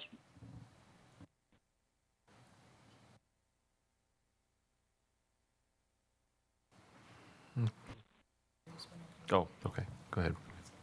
Thank you. So here is, I think, my final concern. I think it's reasonable to believe that most people understand if they are being arrested, they have the right, your Miranda rights, you have the right to remain silent.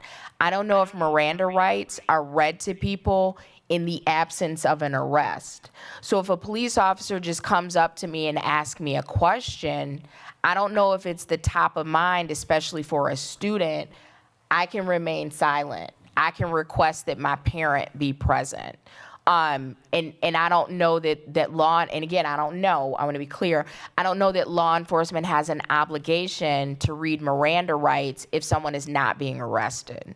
So I would feel more comfortable if that reminder was in policy, that students have the ability to remain silent until they can speak to a parent or legal representation.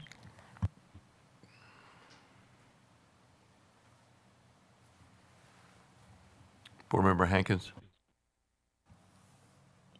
I'm just wondering if there's we talk about Miranda rights for children. Obviously, we're going to that state. Or if I'm hearing, and I could be wrong, we're talking when the police get involved, and obviously they know what they can and can't do when dealing with a minor. Or unless you're dealing with like a building admin, they know their rights. If we're speaking to what the police can and can't do, that's under their purview. Am I kind of getting to where we're talking about? Or I mean, what the police can and can't do, that's not under our purview. Once they enter the situation, they know their rights, or they know what the kids' rights are. May I respond? Thank you so much. So I absolutely believe that the police know how to handle the situation, but I don't think that addresses if the child who is not an adult understands what their rights are. And I don't know if the police have a responsibility, again, I don't know, to read Miranda rights in the absence of an arrest. So I just think it's prudent to remind students and families that you do have the ability to wait until a parent or guardian is present or to legal counsel is present. May I? So I think what I'm having difficulty connecting is that when we're interviewing students, it's not about something they did wrong. So they're not being questioned because they stole something. They're being asked to cooperate with law enforcement about something that they may have knowledge about. And I don't know that it would be safe for us as a school district to be providing legal advice or anything that could equate to legal advice in our policies, because I don't know how that would conflict with what law enforcement rights are over ours, if that makes sense. I think to tell students to lawyer up when they're just asking if the teacher did something unacceptable, we should be careful with, how we're wording that, because to me it borders on providing legal advice, and that's not our place. Our students, like in our employee handbook, our employees are expected to cooperate with any and all investigations. It is an expectation, if you have knowledge of something, that you be forthright. And so to me, that translates to, if a student has knowledge of something, that they should be able to and expected to cooperate with law enforcement. And when I've interviewed students for investigations, I'm not law enforcement, I'm certainly not Child Protective Services. I always have an adult in the room, and I do always try to reach out to the parent and let them know I have questions for them about the behavior, for example, of a teacher. And the parents are usually okay with that. But I think when it's an outside agency, we need to make sure that we're not providing conflicting information in our policies to what the law says for those individuals, or that we're offering legal advice. Thank you so much for those comments. I would feel more comfortable if we had a legal opinion, because I'm definitely not trying to dispense legal advice through our policy, but I do want students and families to be aware of their rights, and how they choose to exercise them are their business, especially since this is not specific to who is interviewing our children. It could be administrators, it could be law enforcement, it could be an agency that's not listed. So that's why I started with, is there a reason why this is broad? Because it just says student interviews. So, and that's my 2 cents, and I don't want to hold everyone else back if everyone's ready to move forward. But I would feel more comfortable if we got a legal opinion on that, and we provided students and families with what their rights are, and then leave it to them how they choose to exercise them.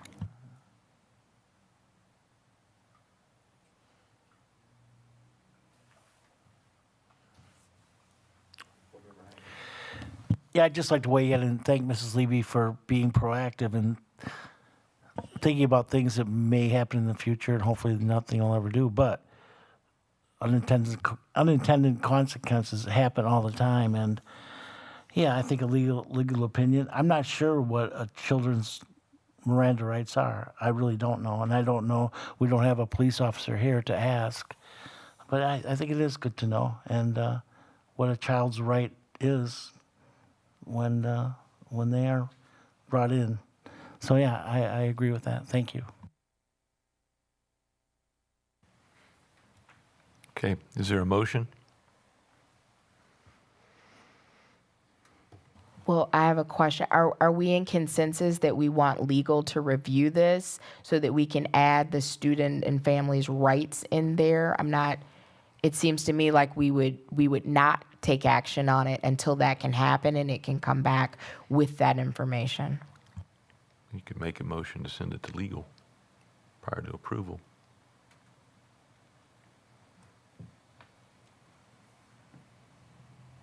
I mean, I think that can be done by a request, but if you would like, I would, well, let me ask this. Are we okay with retiring policy 445, Rule 1? Is there any objections to that?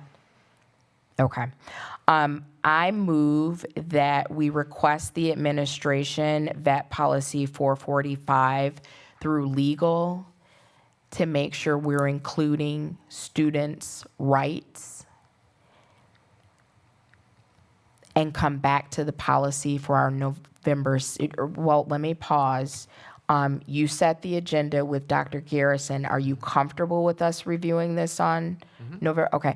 And come back to the policy committee on November 6th and retire policy 445, Rule 1. Ms. Shope, do you need me to repeat any of that? Could I, hang on. Could I suggest that you might not want to retire that because this policy wouldn't be in effect yet? No, so the way policy works is until edits are approved, the current policy is in effect. And since the content of Rule 1 has already been rolled into 445, I think we're good with retiring the rule because the content is included in 445. Okay. Thank you. Is there a second? Second. Any discussion? Yes, I'd just like to make sure when this goes forward for legal, that we are looking at that aspect. You know, the kids' rights are spoken out loud or whatever it may be. Ms. Almendares, I'm not sure if cops have to get involved in that to, you know, make sure that they know they don't have to talk to anybody they don't want to until their mom gets there or dad. I mean, it's specific, right? Mrs. Levy, I think that's what we're kind of looking to make sure that the kids know their right for silence. So the intent of my motion is to, one, have it vetted by legal and have them recommend language to make sure that students' rights are included in the policy. So from my perspective, if that happens, which I have no reason to believe it wouldn't, I think we're good. Do you believe there's something we're missing? No, but I was just going specifically, this went after that aspect that a child may remain silent in an interview. Yeah, I'm comfortable unless the committee feels differently that that's covered under their rights. Yeah.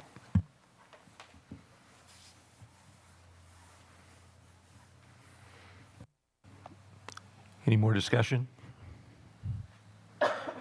Hearing none, all those in favor say aye.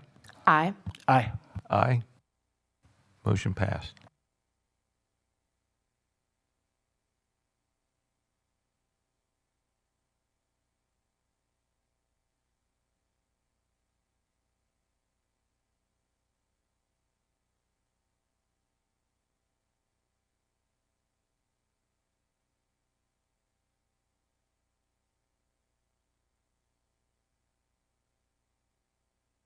Next item is 4B, student searches. Any discussion?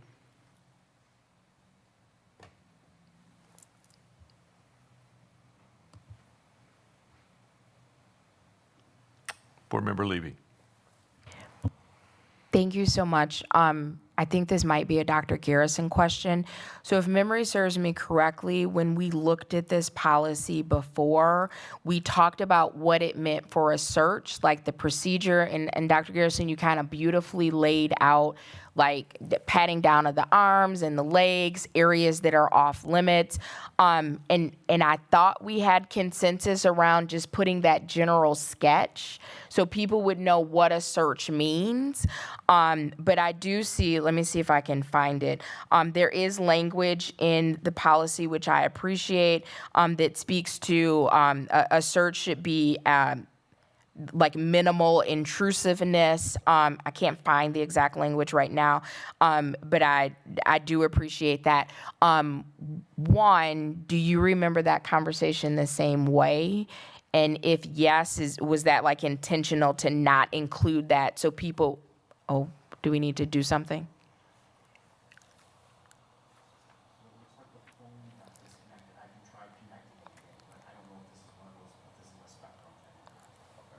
Thank you. Please. Should we pause? Okay.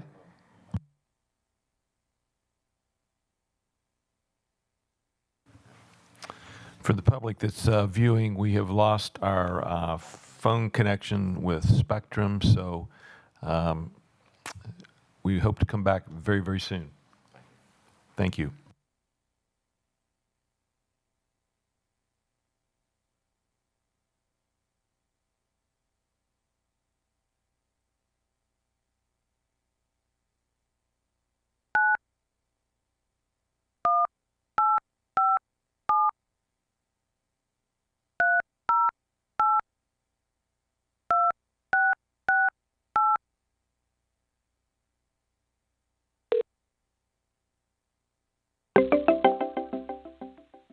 Welcome to Google Meet. Enter the meeting pin followed by the pound key.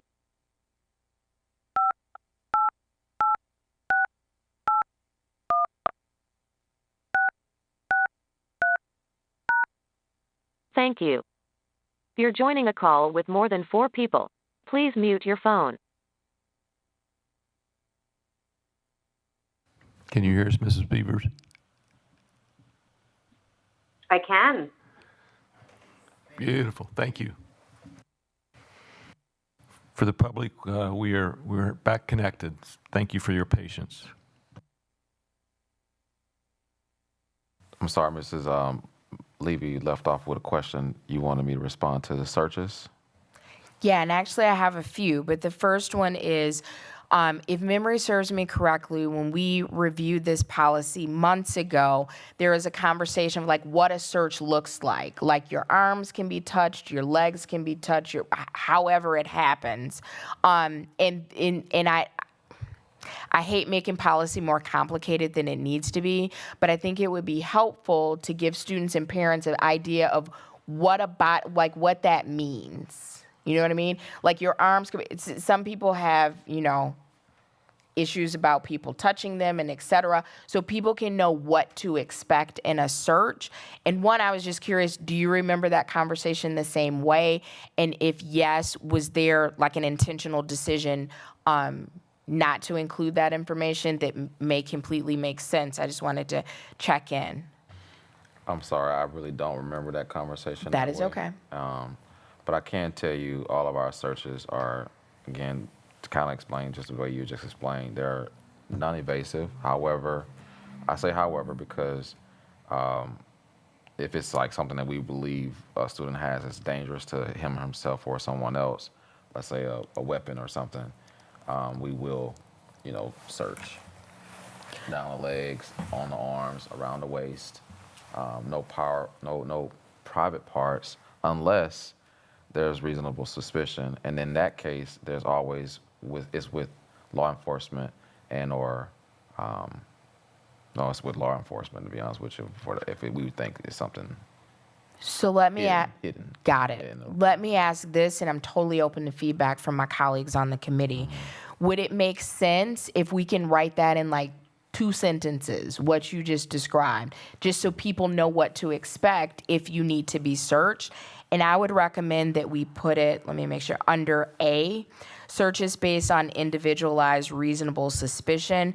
And at the bottom, this seems like it might be a good segue. It says the scope of the search and the methods used to conduct the search must be reasonably related to the objective in question and the threat level associated with the threats. So students undergoing searches can expect to have their arms, legs, waist contacted. Back.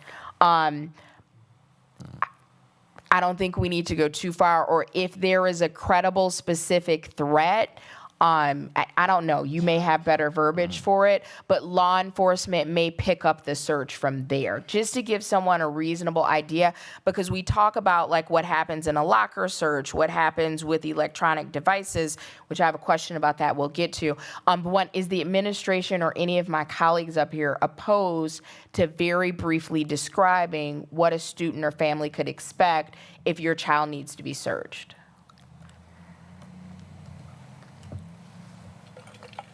Board Member Hankins? I have a suggestion, and I'm not sure how it'll play.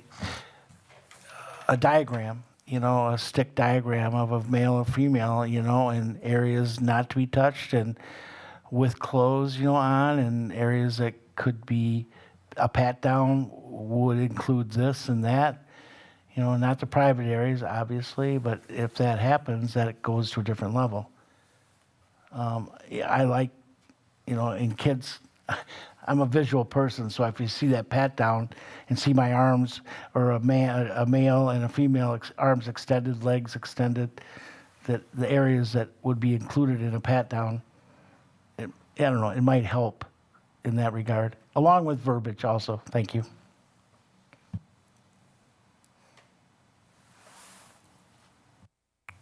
Mrs. Beavers, as it pertains to reasonable areas in which we would search, the sentence that I was thinking about writing, if we had to write this, would be all reasonable search would include, and I would include what we're thinking, arms, legs, down the back, hate to say it, hair, And waist. and waist, correct, and waist. Shoes, I know it sounds, that we wouldn't typically say all this, but shoes, which we ask sometimes for the students take their shoes off, and that will come with, padding of the shoes. We won't check anybody's socks or anything like that, but, well, we may if we believe that's necessary. So again, we try not to lay all that out, but that's what a reasonable search will look like. And if we believe we need to go further than that, then the student is held and law enforcement is brought in, and that's a more detailed conversation at that point. So how about this? I love a graphic. I don't know if that's possible, but if we agree to verbiage, if we just start at the top and go down. So a reasonable search may include contact with hair, back, arms, waist, legs, and your outer clothing garments, because that would cover like jackets, shoes. Is that, and not too cumbersome? Is anyone opposed to that? Yes, ma'am. I just want to note that in the next section, it says searches of person/personal possessions. And it does start out with school administrators may search a student's person or personal effects, including but not limited to purses, book bags, and outer clothing, including pockets. So you may want to go from there then with what you're trying to add in. Thank you. I love a good suggestion. So maybe instead of putting it under A, we put it under A1. And if we insert hair, back, arms, waist, legs, and then go into what is already there, I think that would cover things and give people a reasonable idea of what parts of your person and belongings there would be contact with. Does anyone oppose to that? I just want to say the reason why I say hair is because, sometimes there's a hat and you take off the hat, and sometimes we have to, I wish I could just explain it better now how it's coming out. Sometimes we have to look we ain't groping somebody's hair, or we're not groping somebody's head either. It's like sometimes people wear hats or hoodies, or stocking caps, or we call them skull caps, and that may require us to look a little deeper if we, think we need to, but that's not.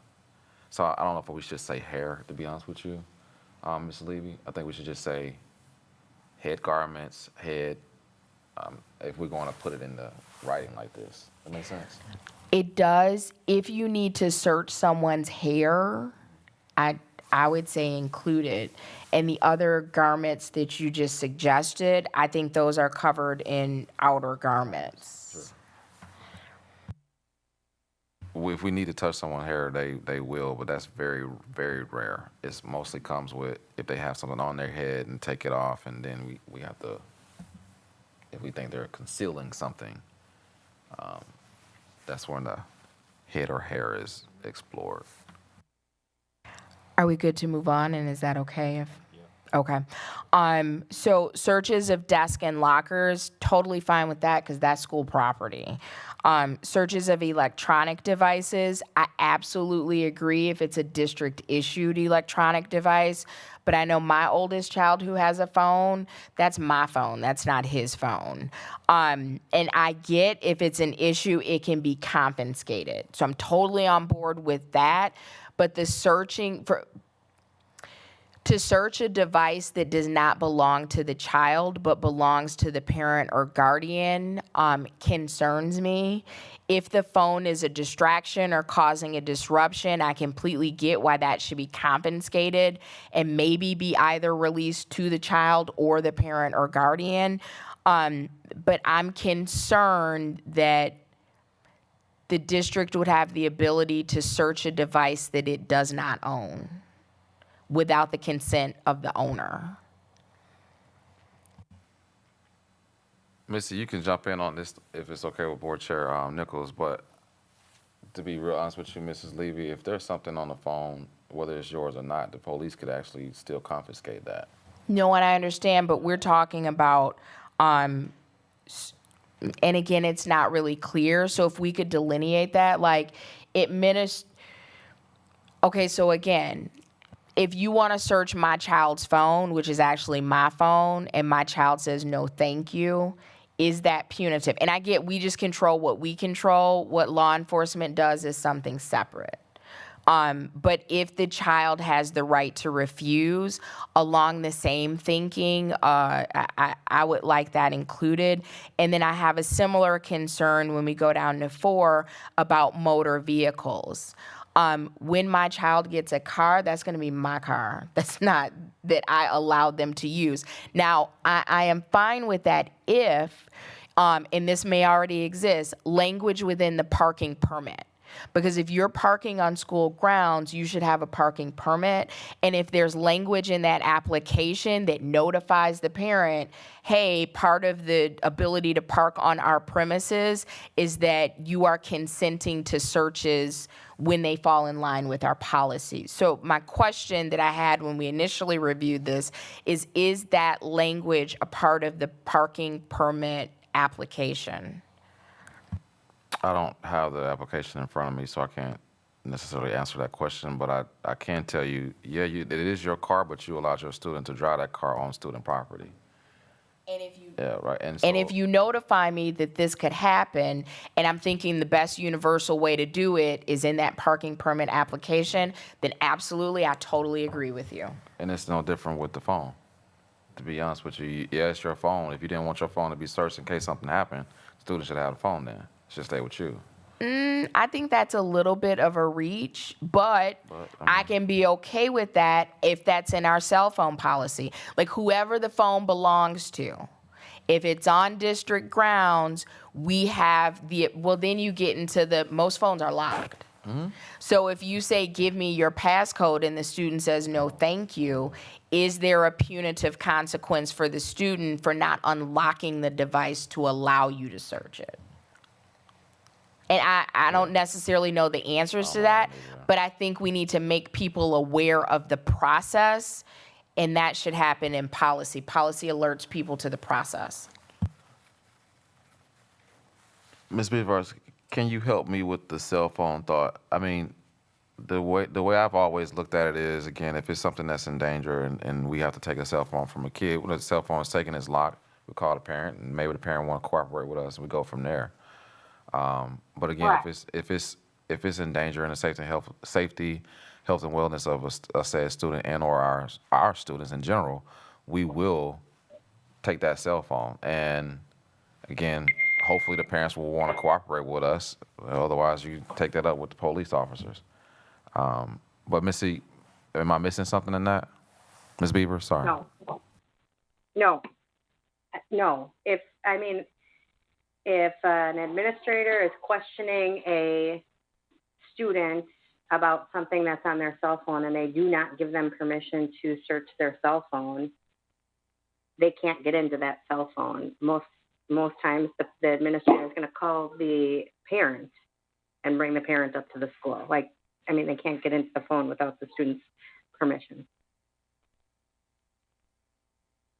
And whatever that process is, I just think we should clearly communicate it. Like, this is our process on searches of electronic devices. If your student refuses to unlock the phone, we're going to ask for the cooperation of a parent. If the parent refuses, we're going to turn that over to law enforcement. Like, whatever the steps are, I just want to make people aware of it, and then people can make their own decisions. I'm going to weigh in. Okay, the last line of that search, item 3, is the device will be confiscated and the parent will be notified. So that covers that part of it. So if you want to, I would think that's where you would want to add some of the things you just said along with that. I am fine with wherever the committee thinks it's appropriate to add. And I know that we cannot account for every situation, and I would never attempt to do that. But since we are talking about searches of electronic devices, and we're saying the device will be confiscated and the parent will be notified, if there is an option where if the parent is notified and they refuse to participate, just know that we may, because it depends on the situation, that gives us leeway, we may refer this to law enforcement or whatever the step is. I just want people to be aware of what could happen, and then they can make the choices. They can make choices for themselves.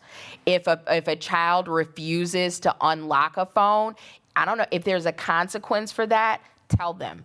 If there's not a consequence for that, tell them. Whatever the next step is, just be transparent and tell people what the process is so students and families can make choices. I mean, I don't think that's an unreasonable request. I mean, Missy, we can put something in the policy that says, of course we want all our students to cooperate with us. We're not targeting kids. That's not our goal here. So we wouldn't just be coming in and trying to conversate your cell phone if we didn't think there was something that we needed to talk to you about. So I think sometimes we also need to say, in all situations, we would hope our students just cooperate with us because that's what we would want.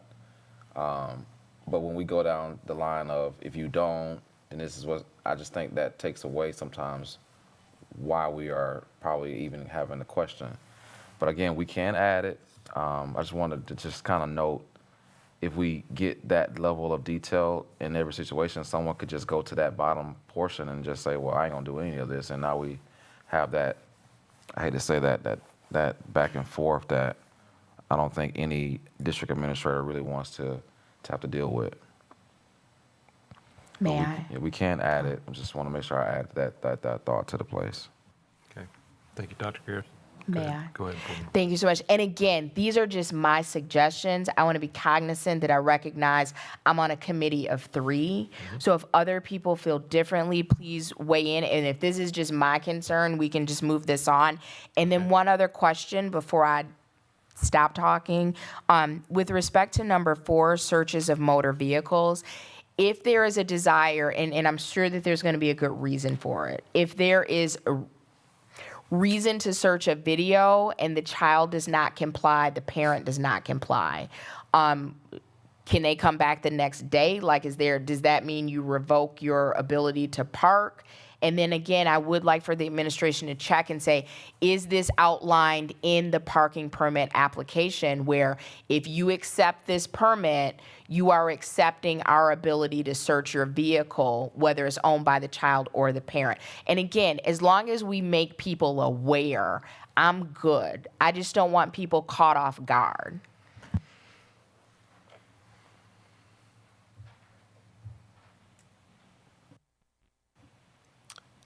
Dr. Garrison, is the parking permit, oh, wait a minute, I'm sorry. Board Member Hankins, you've had your hand up for a long time. Sorry. Oh, that's okay.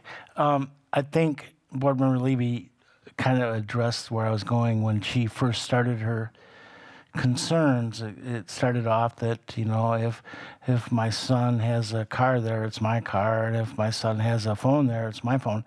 And I do understand that, being a parent. I didn't know if she was going at that the parent should know that these things may happen if their son and or daughter is parking in a parking lot and or taking their phone to their school. The ownership of it, the onus is on the student. And I think she answered that question. She wants that it put in place that the owner of said vehicle or said phone knows that if your student takes that with them, that it is now becomes property of the school district when it is on their property. Did I hear that correctly? Well, I don't think ownership transfers to the district. However, I was with you up until that point. If our intent is to say if the device or the vehicle is on our property, we maintain the right to search it if reasonable circumstances arise. I'm fine with that, but just tell people. Yeah. Yes.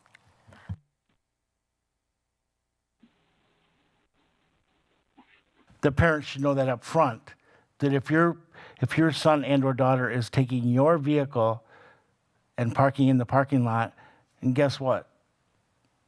They have to abide by the laws of the district while it's on said property. Absolutely. I'm just for transparency and notification.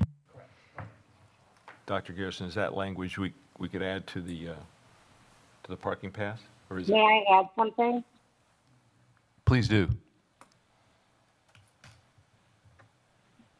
Thank you. So I don't have the actual application for parking permit, but the signage at the lot says parking by permit only during school hours, which is a city ordinance, and vehicles entering campus may be subject to search.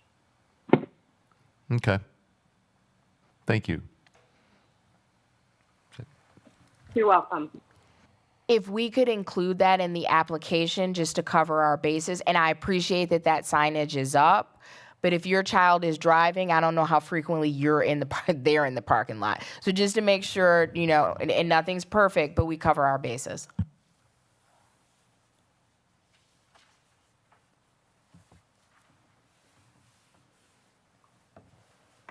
So we can say that signage is there. I guess where would you want this in the policy? Do you care where we put it? Or Well, For the application. my thought is if you put it on the parking if you put in the parking permit, and then that should be enough information. Doesn't need to be in policy. Correct? I am fine with that as Okay. long as we do our due diligence to notify people. I'll have to check I know Mrs. Beavers doesn't have that. I don't have the parking permit with me as well. So we can check that and report back to the board where that language is, and we'll be able to. Now, my only concern is that covers the vehicle, but with the cell phone, you don't need a permit to bring your phone to school. Nope. So it may be prudent, and I'm even fine if it's in the student handbook, if it's in policy, just somewhere we can make people aware, say, I never knew that. Just do our due diligence to make people aware. Okay.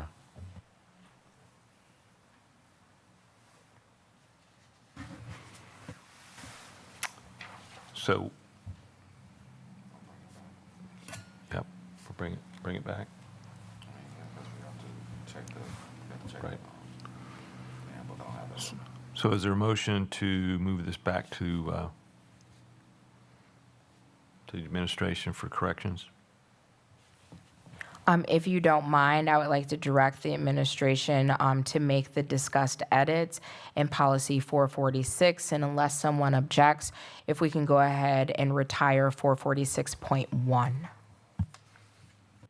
Is there a second? Second. Any discussion?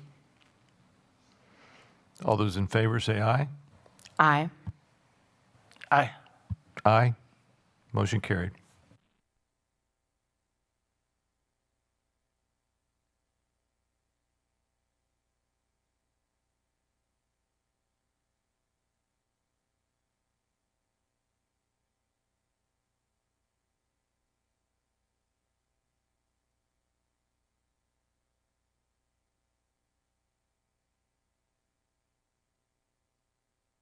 Next item is 4D, policy 532.4, professional staff suspension. Is there any discussion?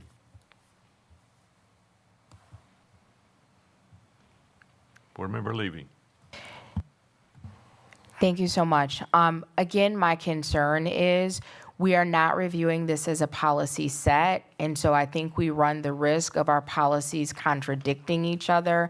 And then also, just to reiterate, some of the policies in that policy set are active and retired at the same time, under the same number and the same name. So I think it would be prudent, and I don't know what the calendar looks like for November 6th. And I don't know how urgent this is. So I want to balance those two things and be respectful of people's workload. But I think the prudent thing to do is to review it as a set and get everything cleaned up together. Okay, just FYI, and Michelle, I know you, Mrs. Shope, I know you can help us with this, but like 672.1 is in the retired policies too, because when you change it, you retire it, but it's still an active policy. Is that correct? Yes, when you make revisions Right. to the policy and you approve that and it goes to the board and they make the final reading the second time, then I take that policy and that replaces the active policy, and the active policy is retired because the policy with the revisions is now becoming the active policy. So we will always have, as long as there have been changes made, we'll always have policies that are both active and retired with the same name and number. Because what we're doing is we're retiring the active one and replacing it with the new active policy that has been revised.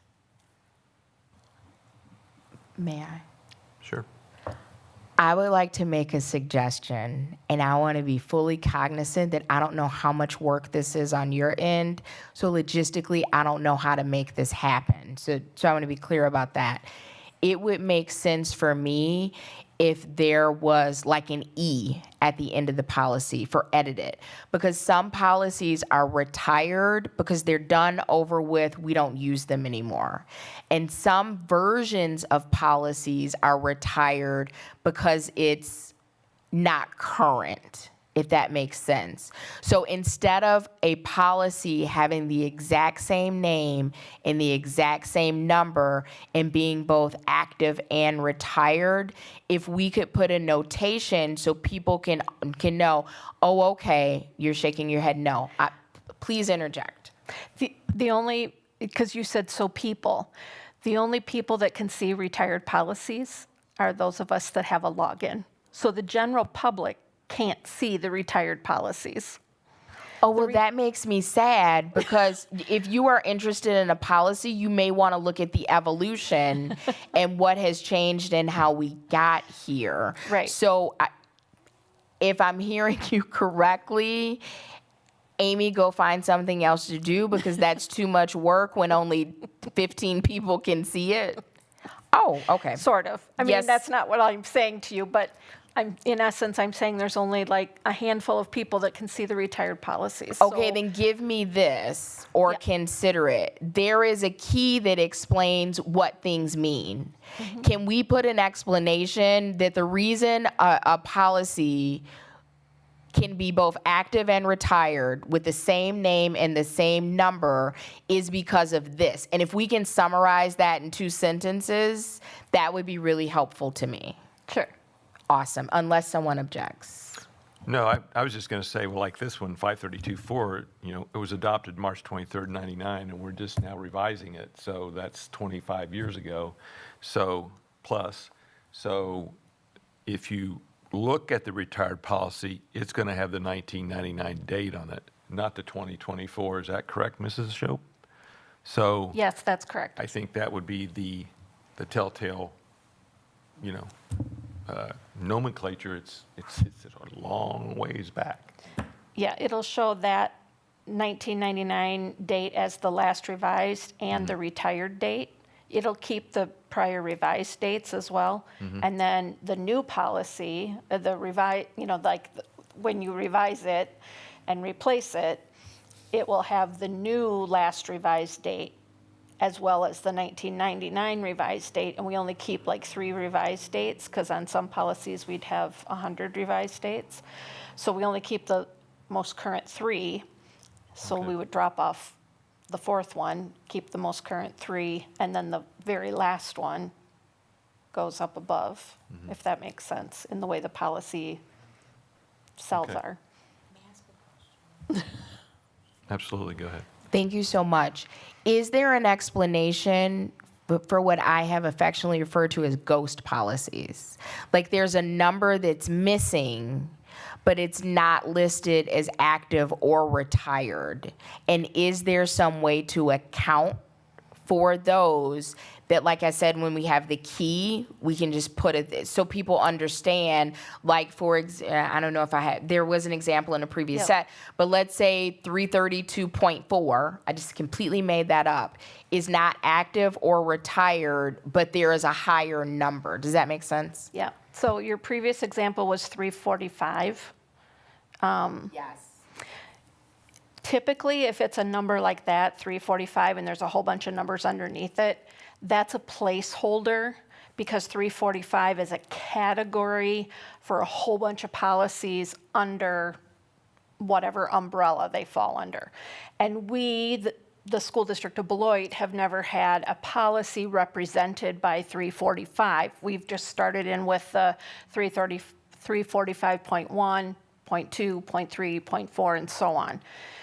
So on those, when I have a few minutes, I can go in and put those in and just say, this is a policy placeholder for XYZ. So that you would see that and know that if you want me to. On the ones where there's never been a number, because we've never had a policy, or like there used to be a policy and it was long ago retired, I'd have to do the research on those. That would take me longer. Like the other one that we found that was retired in like 2013, that took some digging and finding. But the other ones are in my master policy log and they're very easy for me to find. And then my final point, if you don't mind, if you can, in that key, unless someone objects, kind of just have a brief notation of why we use like point 2 instead of rule 2. I think that might be helpful for how we categorize policy. But again, this is not urgent.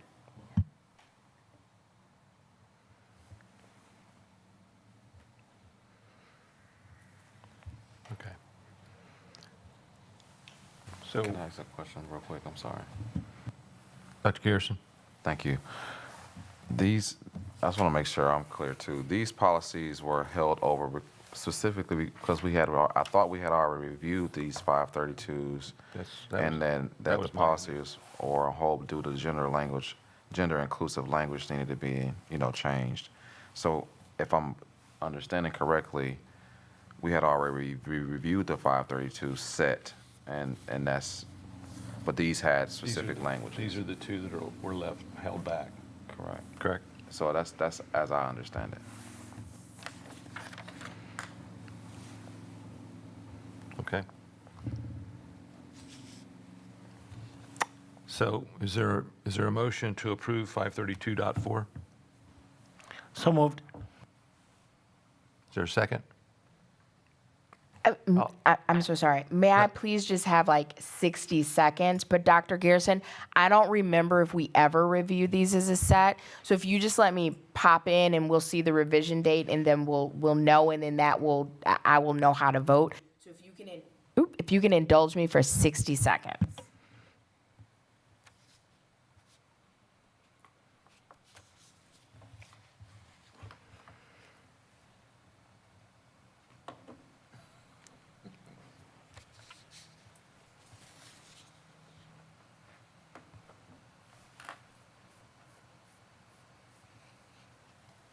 Okay, so just in my cursory view for let me make sure I have the right number, the 532 policies, no, one of these is 1999, 2022, 2004.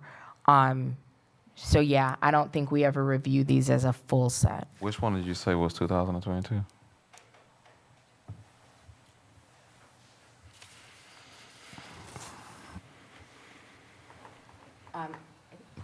232.4 was 99, 232.41, 232.41. These are fives, sorry. Aren't we looking at policy 232.4, professional staff suspension? No, 532. 530. I'm sorry, 532.4. Correct. Long day. Okay.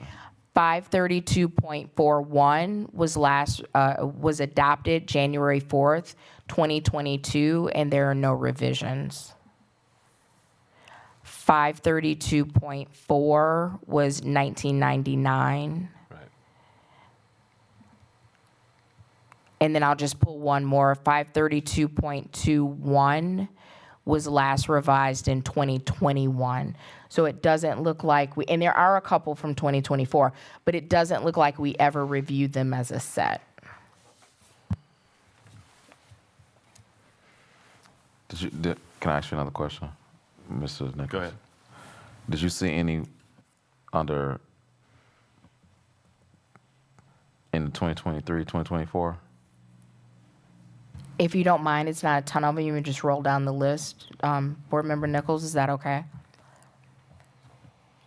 I think we need to need to make a decision on this policy. Oh, okay. And move it on, because we're going to be here all night. And I can tell you that when you look at the 672s series that you want, there's dates all over the place since before we changed it in 2021 when we changed 672.1 or 22, whenever it was. There's some of the sixes around that have older dates and newer dates and all that. So what I'm saying is that wasn't followed 2 or 3 years ago, the sets. So anyway, so do we have a motion on this policy? Yeah, I think we were doing discussion. Discussion? Okay. All those improve? All those? Oh, you're absolutely right. We do need a second. Yes.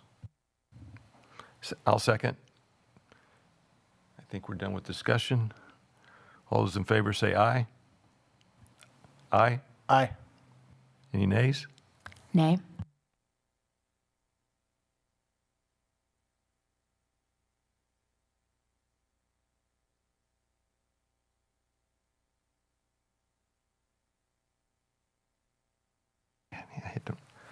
Let me try this again.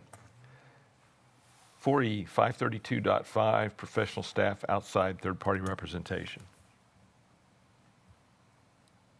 Any discussion?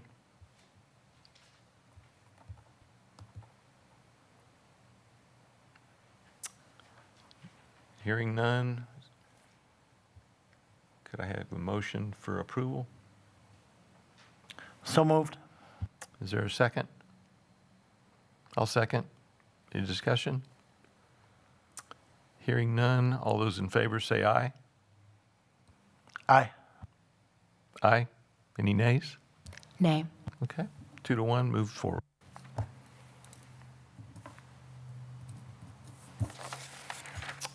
And that brings us to the next meeting date, which is Wednesday, November the 6th, 2024, at 5:30 PM. And which brings us to adjournment. Is there a motion? So moved. Second.